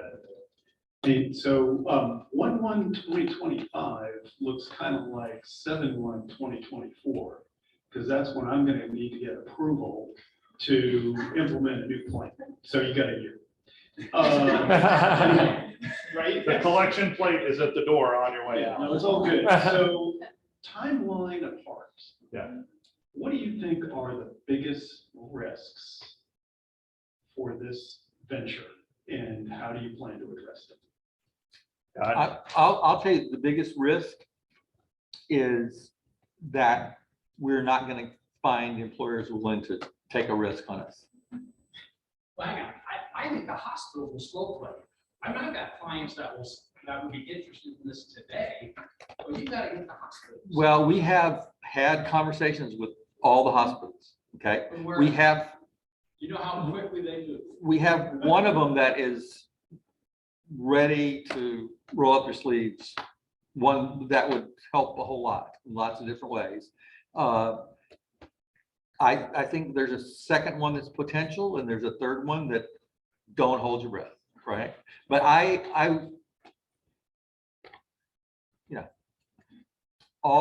the reality is all of the hospitals in Houston know me personally as the least hated HMO guy. Okay? That's a low bar. That is, but it is, you know, we are actually kind of stalling because we haven't, you know, we need an entity, but we will get some people to play. I mean, there's a lot of stuff going on. What? So there. CA as far as a hospital that's interested, I mean, like MD Anderson. I can say we are not talking to MD Anderson. I can say we're talking to several community oncology alliance groups. We are not talking to Houston Methodist. We've talked to every other hospital organization in the city, and there's interest in some degree or another, but it's going to take the employers who say we want it, and then they'll say, yes. That's the point. We'll step That's the to the critical table. point. We need, and we're not asking for the money right now. We're asking for an intent so that we can get the grant to make this happen. I can only imagine how much to pay $50,000 for an employer that has a sizable head count is nothing. Correct. That's right. But, you know, but Texas Children's, MD Anderson are gonna be critical. They'll be critical of what we're doing. Well, I will- don't know if there Need to be Part of the- any, Yeah. I'll give you an example, MD Anderson, for the employers, they charge about 400% of Medicare. So, We have let a- me, let me address it as a person who's done this for a long time. We do not use the hospital contract to get the vast majority of this stuff. But how about delivering care to make an employee feel comfortable? Yes, you Yeah. can do that, okay? You can use the same system you've got today for your inpatient hospital, paying the same thing that you're doing today, and you can still accomplish what. But at the beginning of this meeting, you said 70% of the spend is inpatient. Hospital. Hospital. That's a Outpatient, difference. everything's going outpatient. You're Yeah. expending. Yeah, so let, Hang on. Hey, guys. Look, talking over each other isn't gonna help the dialogue. So all the questions are great questions. What we need to do is get out interest, opportunity, so that we have a good understanding of what we need to make sure that we're addressing for those of you who are interested in doing this. The hospitals are a big concern. But what you also hopefully heard during the course of the conversation is a lot of what we're talking about is avoiding the need to go to a hospital, using an emergency room, using an emergency department. I hear what you're I saying. know, I know. No one's need to go, no one's go inpatient, but it's a reality. I totally understand. Deductible Oh, either, that's- if I can yeah. get it for a $0 Oh, that's copay. a new comorbidity is the cost of health insurance. That is a comorbidity, just like. Hang tight, go ahead. So just quickly, and I want to kind of address your concern. I currently run a plan currently like this, it is the Direct Care Plan. Now it's within our organization, I work with Bruce Creek, CISD, and we've been running this plan for the last 2 years. And we did come up against, a lot of concerns with our local hospital entities. And what I will tell you is through running this plan, the majority of our hospital entities in the Houston area are working very well with direct care plans such as this, except for the two major, which is Methodist and MD Anderson. All the other ones, Texas Children, Memorial Hermann, HCA, they have all jumped on board because they understand the concerns, they understand the cost and the spend. And so they're working with employers because they know bottom line, if we don't have employers, then we're not going to be able to continue getting paid. And so I can tell you that it does work, and we have actually reached out to those facilities, especially in our market, and all of them are willing to work with this type of setup. Stephanie, implemented this more as a one-off. We're trying to do this as a comprehensive network instead of a one-off. You mentioned what savings are you seeing? And so if you want to just talk about what you're seeing. It's in the millions, but we're seeing a significant savings. Hand her the on our microphone. claims data, but then also- The microphone. Microphone. It's in the millions, so we're seeing cost savings on our claims data. We're also seeing savings on our care and the need for follow-up care. With hospitalization, we also use services such as green imaging and use other facilities and standalone facilities. And so it has been very impactful for our organization as well as for our community. So it does speak numbers and in volumes. You got one over here. Yes, ma'am. I'm just thinking about the way you have this ratio. I know it's easier to get a few big companies to invest. And also you need flagship brand, Houston brands to get those big hospitals on board. And I agree with Mike, there are companies who just like that's baseline, but you only have 4 of these smaller companies on that little idea. I would suggest it might be worth thinking about looking more at those groups because $5,000 is nothing compared to what they're spending, and maybe even $10,000 because they are struggling and they have no power, no voice. Everyone's telling them that, and those companies don't care if they have MD Anderson. They just want a good oncologist. And those employees don't care about, which of the amazing hospitals we have here. They care about having a low cost of care and good care. So I would suggest maybe it's worth looking at getting a higher number of smaller Houston businesses, because I think they may be more willing to to participate. That's great feedback, and we should have said this, that this is illustrative. Yeah. So the idea. We'd love to get more. But your And we- point is we- super well taken, given the number of small businesses, particularly across a community like Houston, that would have a lot of interest in. And that's an excellent point. We just got a list of 249 companies through the Greater Houston Partnership that might be interested in this that are smaller. And I gotta tell you, we have some large employers in our membership, Shell Oil, Chevron. They're not here. They're gonna be in Malcolm Gladwell's, the laggards on this. It's those organizations that are really hurting through this. You want smaller employers, private employers, .edus, .govs that are gonna help drive this. It won't be the mega employers in the Houston market. So I don't want to overkill this issue, but to go back to the issue about people being willing to play, I mean, part of what we're also going to do from the provider standpoint is it's kind of, are you in or are you out?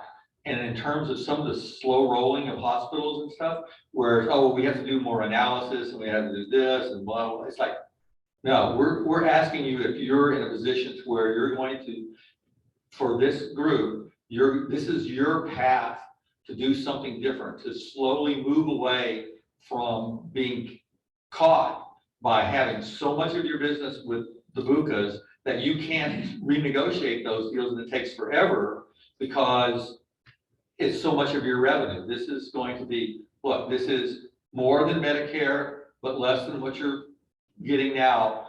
And it will be start with 10, 20, 30, 40,000 lives, and it will grow over time.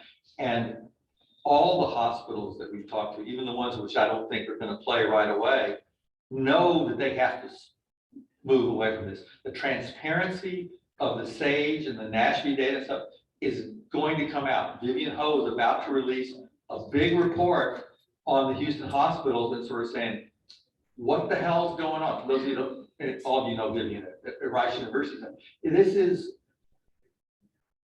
We're going to get people to play. I don't doubt that at all. And yes, it'll happen pretty fast. And just the other thing to point out is I know at least at Rice University, I had employees who would never in a zillion years go into a plan without Methodist and MD Anderson. That's okay, even in this structure, because what we're talking about is another options to give people a choice. If they don't like the high premiums or the high co-pays or co-insurance, they have another choice. And that's really what this is about, is serving those people who right now don't feel like they have a choice. The choice is don't go to the doctor. And that's where so much of the problem stems. So it's the whole concept of not letting the perfect get in the way of the good. Yeah. There's a piece to add to this. You're probably aware that the Consolidated Appropriations Act passed, which put added responsibility on the employer. And I don't know how many of you seen this. I know Josh and I talked about this, but Ford Motor Company is suing Blue Cross Blue Shield of Michigan for a breach of a fiduciary responsibility in a broad sense, overpaying by multiples because of their business practices. I was also made aware by somebody we had here, Jamie Greenleaf, who's really follows this on the fiduciary end, but there is litigation now underway specifically against employers, PetSmart, Target, Nordstrom's, for the same thing. Employers and their C-suites will become personally liable for some of this the transparency is here to stay. So I don't know what's going to trigger it, but at some point, the dominoes are going to fall. As Dan correctly used to say, it's not that it's not sustainable, because it has been. It's just not supportable. And we now have the information and the tools to demonstrate that. And it's just a question of who wants to benefit first from this. And we think we're providing something by which employers can. One of the things I want to make sure we get to is, what do you need in order to go back and take it to your decision makers to be able to make to be able to say, that, yeah, we can provide this money to move into this. What reinsure? Because that's gonna be, I mean, as we all, whoever's been in this business long enough, the reinsurers, if they're not on board and they don't give you some kind of discount, it doesn't look any different or better than status quo. That isn't something we have to decide on. That's something that the group will decide. Yeah, that's right. So we need people on board that they're gonna have say in what that is. We've had conversations with a couple of reinsurers who are very interested in this. We, like with everybody else, we have no deals in place. We don't, but are you suggesting that you have, an employer has to know who the reinsurer is to? Well, they're gonna have, will there be reinsurer at, that makes Yes. sense. And is the Yes, reinsurer sort of absolutely. buying in conceptually that, yes, Yes, this will bend the yeah. trend? And yes, will there be reinsurer? Because, you know, the current reinsurer won't probably sit on top of this until there's some experience. Or they're gonna just price it the same way as the status quo, which isn't gonna help the business case. Joe, go ahead. I've done what you're talking about, okay? We've got two Catholic organizations, healthcare, okay? There are approximately 80 companies across the United States. There's increase in healthcare costs over the last 6 years of 1% a year. Is it BevCap? This is BevCap. Why don't we use them? And maybe we will. That's a- That's not a decision we need to make today. But before we get to the point of who we're gonna use, we have to get to this point. So if we don't get to this, if we don't think about what this entity could be, so that we can identify that BevCap is the right place to go, so that we can do what we need something that gets us moving, because then the questions that you're asking and the questions that others have talked with, then we get to a point where that stuff is rubber meets the road time. Yeah, but my point was that this is all feasible, guys. Yeah. And Well, the discount that you're able to get with the hospitals is you've got a high potential of doing better than the Bucas. Okay? The only thing you're gonna lack, and I disagree a little bit about what the major problem is, and the potential mistakes that you can make in managing this process is gonna be a critical part of it. And how you handle your out of network is going to be critical. Right. And how you handle the potential friction at the employee level when something as simple as, hey, my family doctor is not on the network. Okay, those are things that you gotta think about, but it's all viable. It can be done with or without the network piece. Yeah, but I will say what Joe was just saying is a really important point, because you're still, you know, no matter what we do from a network standpoint, there are people that are gonna be picked up by an ambulance and go to somebody that we don't have contract with and stuff. And so we are already thinking about, you know, those kinds of, what does that wrap network look like? And it's, or can we actually get, you know, at least emergency room type payments for things? Because Joe's right, I mean, you could blow it on a couple of really high cost claims at a non-par hospital. But I'll go back to something that Sue said a few minutes ago too, is that we are thinking about this as an option, and maybe only 20% of your employees will pick it the first year, and then 30, and then 40 and stuff. We're not saying that you have to blow up your current Blue Cross or Cigna plan or whatever and take everybody out of MD Anderson. If there's employees that MD Anderson is the most important thing in the world, we've not done anything to change the risk profile or the cost of that care. But we do think we want to try to figure out ways to have it not just be the youngest, healthiest people, but how do the people we really want in this plan are the people with chronic conditions, the people that need more than, and want more than just, you know, digital access to a primary care physician in an urgent care situation, but those people that we can really manage long-term. That's who the, like John, That was my question about adverse selection. And I'm glad you mentioned that because that's one of the first things I was thinking about was the selection issue that employers are gonna have to deal with if the good risk or preferred risk moves to the new plan. So that's sort of number one. I think it continues to need to be addressed.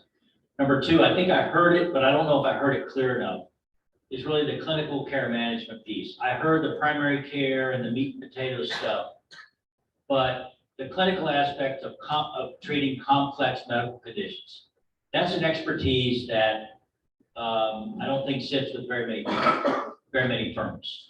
And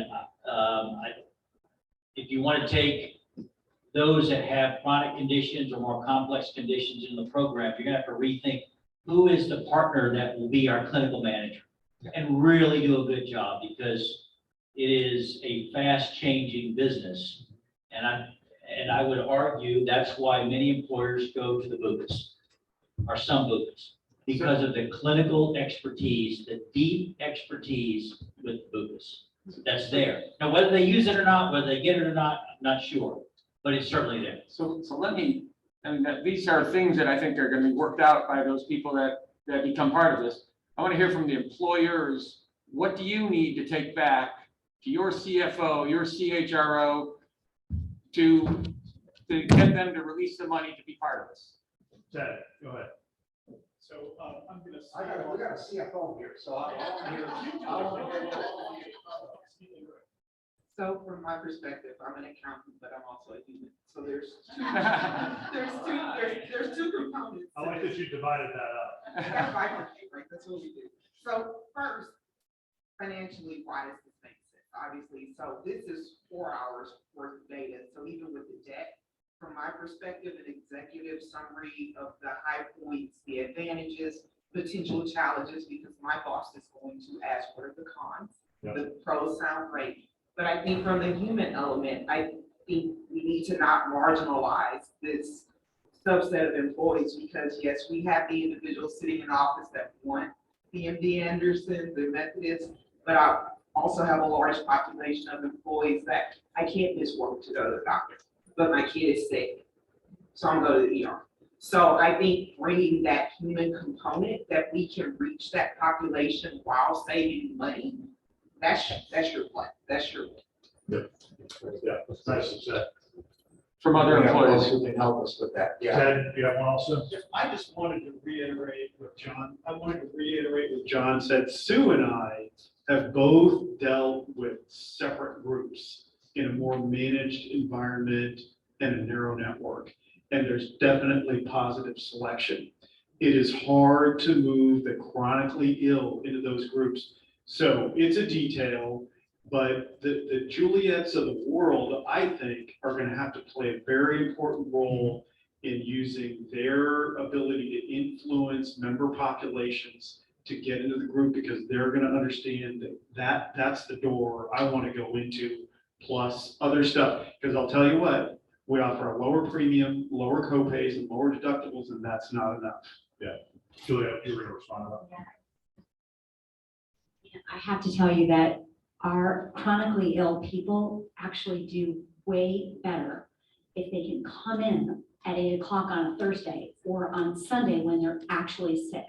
Because what happens is these people forego care and then they walk into the ER having horrible problems. So the access is so incredibly important. And I want to just make a quick comment. Our physicians are physicians. We are very capable of handling complicated patients. We do it all day long. As a family doctor, all I had was a bunch of people who had diabetes, hypertension, hyperlipidemia, they have all of them. And so we're very, very comfortable with those people. Now, again, you do have to have specialists that you can refer when things are really crazy. But for the most part, most chronically ill people can be kept under really great control if they can get to us, if they have the access and the ability, and it costs them zero. You would not believe how amazing it is as a physician when I don't have to negotiate with a patient about whether to get a lab because they can't afford the lab. And so that is the kind of stuff that we're up against right now with our chronically ill. It's not just that they can't get to the doctor, it's that when they get there, we say, hey, we'd really like to check some things on you. And they're like, is that really necessary? So now we do it for free. Dan, do you want to follow up? I want to make sure that the folks online have an opportunity to ask any questions that they've got there. Dan, you want to? I do. Great comments, Juliet. I agree completely. But one word that has not been mentioned, not to bring it up, but it's a critical part of advanced primary care, and that is relationships. That the key, I think that's the magic sauce of how you care for people, especially those with these chronic conditions. You've got somebody that's been reluctant to come in and get care, and you send out somebody to their home, a community health worker. And on the fourth time that they go out there, suddenly that person is willing to say, okay, I'll give it a try. And they come in and then they start to establish that relationship that then builds on that and develops into a completely therapeutic but bonding relationship with their providers. Thanks, Dan. So- Anybody that's online, Okay, anyone online? I want to make sure you're unmuted if you're asking a question. Doesn't sound like it, but if you do, let us know. Go ahead. So I heard that we wanted like a brief executive summary that will also not only say what the pros are, but also anticipate what the questions and cons are going to be. What else do you need, or do you want to make sure is covered in that kind of an executive summary? I heard pro forma mentioned. Do we need some type of an outline of a pro forma in that? See, some heads shaking. The bigger question before pro forma executive summary, the bigger question that we want to make sure we're taking away is there interest in this? In our minds, the construct here makes a ton of sense for this market. We've stress tested this. We've had lots of conversations, not just in this room, but all across the market. As Chris well articulated earlier, with provider organizations, with different vendors, with different potential partners, et cetera. The biggest question that we want to make sure that we hear when we walk out of here is there interest in us moving forward? And if there is, are you interested in participating? Then we can form the executive summary, we can shape the pro forma, we can do the things that we need to do that help to further inform that, because that we know that that's the kind of information that you're going to need. But checking the box to make sure that we've got your interest peaked and we understand that you're potentially willing to participate is critical for us. Let me ask this, because as I mentioned, well, it's not out here. We're going to follow up Right here. individually with all the employers. We're not going to put folks on the spot and ask you to commit, but we will have some follow-up. So, Michael, you had a couple of employers that were interested. I won't name them, but as I responded to you as a consultant, Michael, come on, and we'd like to have a follow-up if you found your interest peaked to work with these folks. Have you heard enough? Not to commit, but to express this and see if we get some interest from those employers. Every client I have is frustrated with the current system, 100%. They are willing to entertain. And listen, With that, yeah. other consultants in the room, I mean, do I have, because I'll follow up with the consultants, and it's not for everybody, but it's for those who have had enough. And there are opportunities out there. You heard Cheryl DeMars. I mean, this is working. Employers like it. You've heard from Juliet, and the patients like it. I mean, I'm pig-headed. I can't understand why, but I know why. And let me just summarize this. There are two podcasts that I shared with today. We'll put the links to everybody that was there. If you listen to the one from Warren, why the lack of interest there? Number one was, and I'll see if I can get all five or Josh. So number one was, God, employers got enough to do. They're supposed to solve healthcare. So that was number one. Number two was, since they're not supposed to solve healthcare, they rely overly on their consultants, not to pick on consultants. But that was number two. Number three was no good deed goes unpunished. In other words, God, if I take the risk and do something different other than working with the big three PBMs and the BUCAs, and it doesn't work, well, my ass is grass, you know? That was number three. Number four was, there's no magic silver bullet. And number five was, inertia is just, a lack thereof is the human state, you know, until you really push. So those were the five. And it's really good, but if you listen to it and the one before it, which really described the opportunity, which that's what we're doing here, from a different perspective, from three different national players in this space that are well respected, you know, that might be something you'd want to hear. You got the mic, Mike. Well, yeah, I mean, I'm just gonna introduce green imaging to every client, and we build that 50,000 into the billed charges that we're saving, and the client's still saving money. There you go. And then, you know, there's a, you know. There you go. And then we make this I mean, one we network would part of the fully deal. disclose it, but why not? Did y'all know each other before? No, we go way back. Okay, 'cause I have heard Christians speak around the country. I mean, and the employers and what organizations like her are doing is extremely well received, but you gotta take that first step, and so many are afraid to take that first step. And I have to say, to the silver bullet thing, what green imaging is doing is great, but it's not enough by itself. Right. It'll pay And for what- 50,000. Well, yeah. Yeah, And it's a but- good first step. And it's, but I think hey, it's a good first, it is absolutely a good first step. Doing direct primary care is a good first step. I- But to have it really benefit the employees the most, and I'm gonna come back to my health equity thing, which is to benefit the employees the most, a comprehensive thing that they don't have all these things bolted onto an existing wobbly PPO, but have an integrated plan that starts with direct primary care and has the smart referrals and has the, when they do end up in the hospital, a better price and stuff. That's what employees need, and to have limited cost sharing as part of that too. The one thing that I'll say about the five items that he said, this collaborative will address a lot of them, because it'll be a shared decision-making, shared investment. You're gonna have some cover for other people that are gonna be helping you make these decisions. You're gonna have not only you and your advisors providing input, but you're gonna have the collective of the other smart employers that are also gonna be helping making these decisions. So it's gonna take a lot of the risk of those 5 items off the table. Is Cheryl DeMar still here? Cheryl, are you still there? I am. Yeah, Cheryl, you there? Yes, I am. One question that I wanted to ask you, because those who are being impacted, .govs, .edus, and we talk about like ownerships and co-ops and so forth. Was that a real issue for you? I mean, to work with that, because we hear, gosh, we can't do that because we're .edu or .gov. So we had one county that joined and wasn't able to hold stock in the co-op. And what we did was just convert the fee into something that worked for them. We just created an equivalent. But we have had. So you're able to work around it, in other words, and we really Yeah. can't hear you, Cheryl. I don't know what happened with our voice, you and Dan.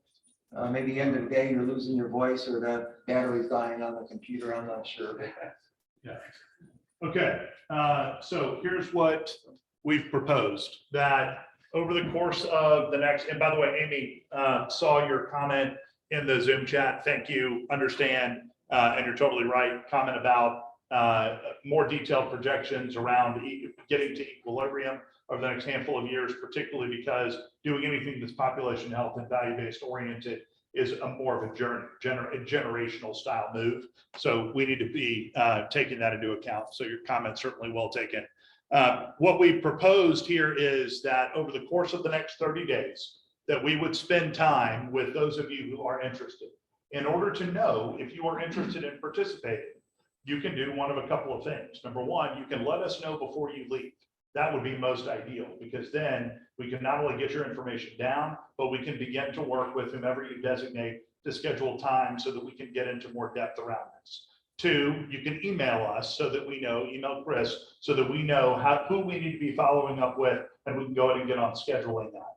The reason why the next 30 days is really essential and why we set that as a time through which we want to get your interest either pinned down or the lack thereof is because we do need to move. So Ted described earlier what we're really talking about when we say 1/1/25 in a July 1st, July of 24 move. We need to be moving in a direction here. There are a number of things, hopefully you'll take away, that we need to get moving on if we're going to actually build this entity out, get infrastructure aligned around, get relationships built, and begin to answer some of the really good questions that have come up, like how do you design for clinical care management? How do you begin to negotiate more effectively with hospitals? We need to have something in order for that to happen.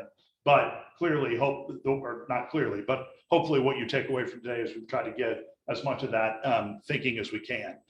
In addition to that, your interest is the trigger for grant activity.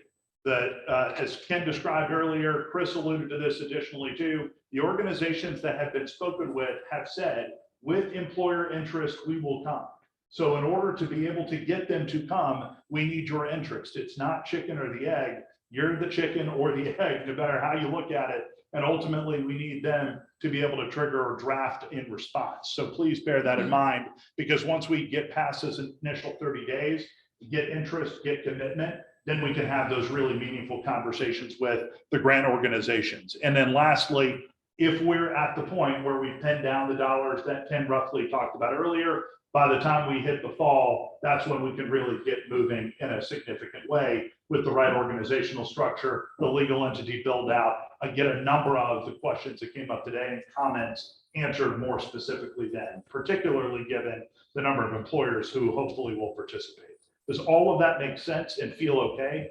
Certainly the idea here is not to thrust this upon you. We have put a significant amount of thought, energy, and thinking into this, hopefully to your benefit, because that's what it has all been to endeavor to accomplish. We've had employers like Ted's organization, Dan's organization, TRS, others helping us think along the way and shape something that's meaningful. Sue Rice, that's meaningful along the way, that aligns with where you want to go. Now is the time for us to be able to say, in order for us to be able to get there, we need you to say we're ready to go. Chris? I think that's about it. So there will be follow-up. We said we end at 4 and it is a couple minutes after 4, so don't want to hold anybody any longer. So just thank you all for coming, and we hope this is the start of something really special for Houston, for your organization. But we just passed the legislation there. This is done ultimately to impact the individual, the employee, and their family, having a positive impact on the employer. And, you know, hey, the most important asset is our employees. I hear that all the time. This is an opportunity to make that more a reality. So we'll be following up, and thank you all for your time and for your attention. I know it's a long day, but as you saw, we couldn't do this in 30 minutes. So thank you much, folks. Appreciate it. Thank you.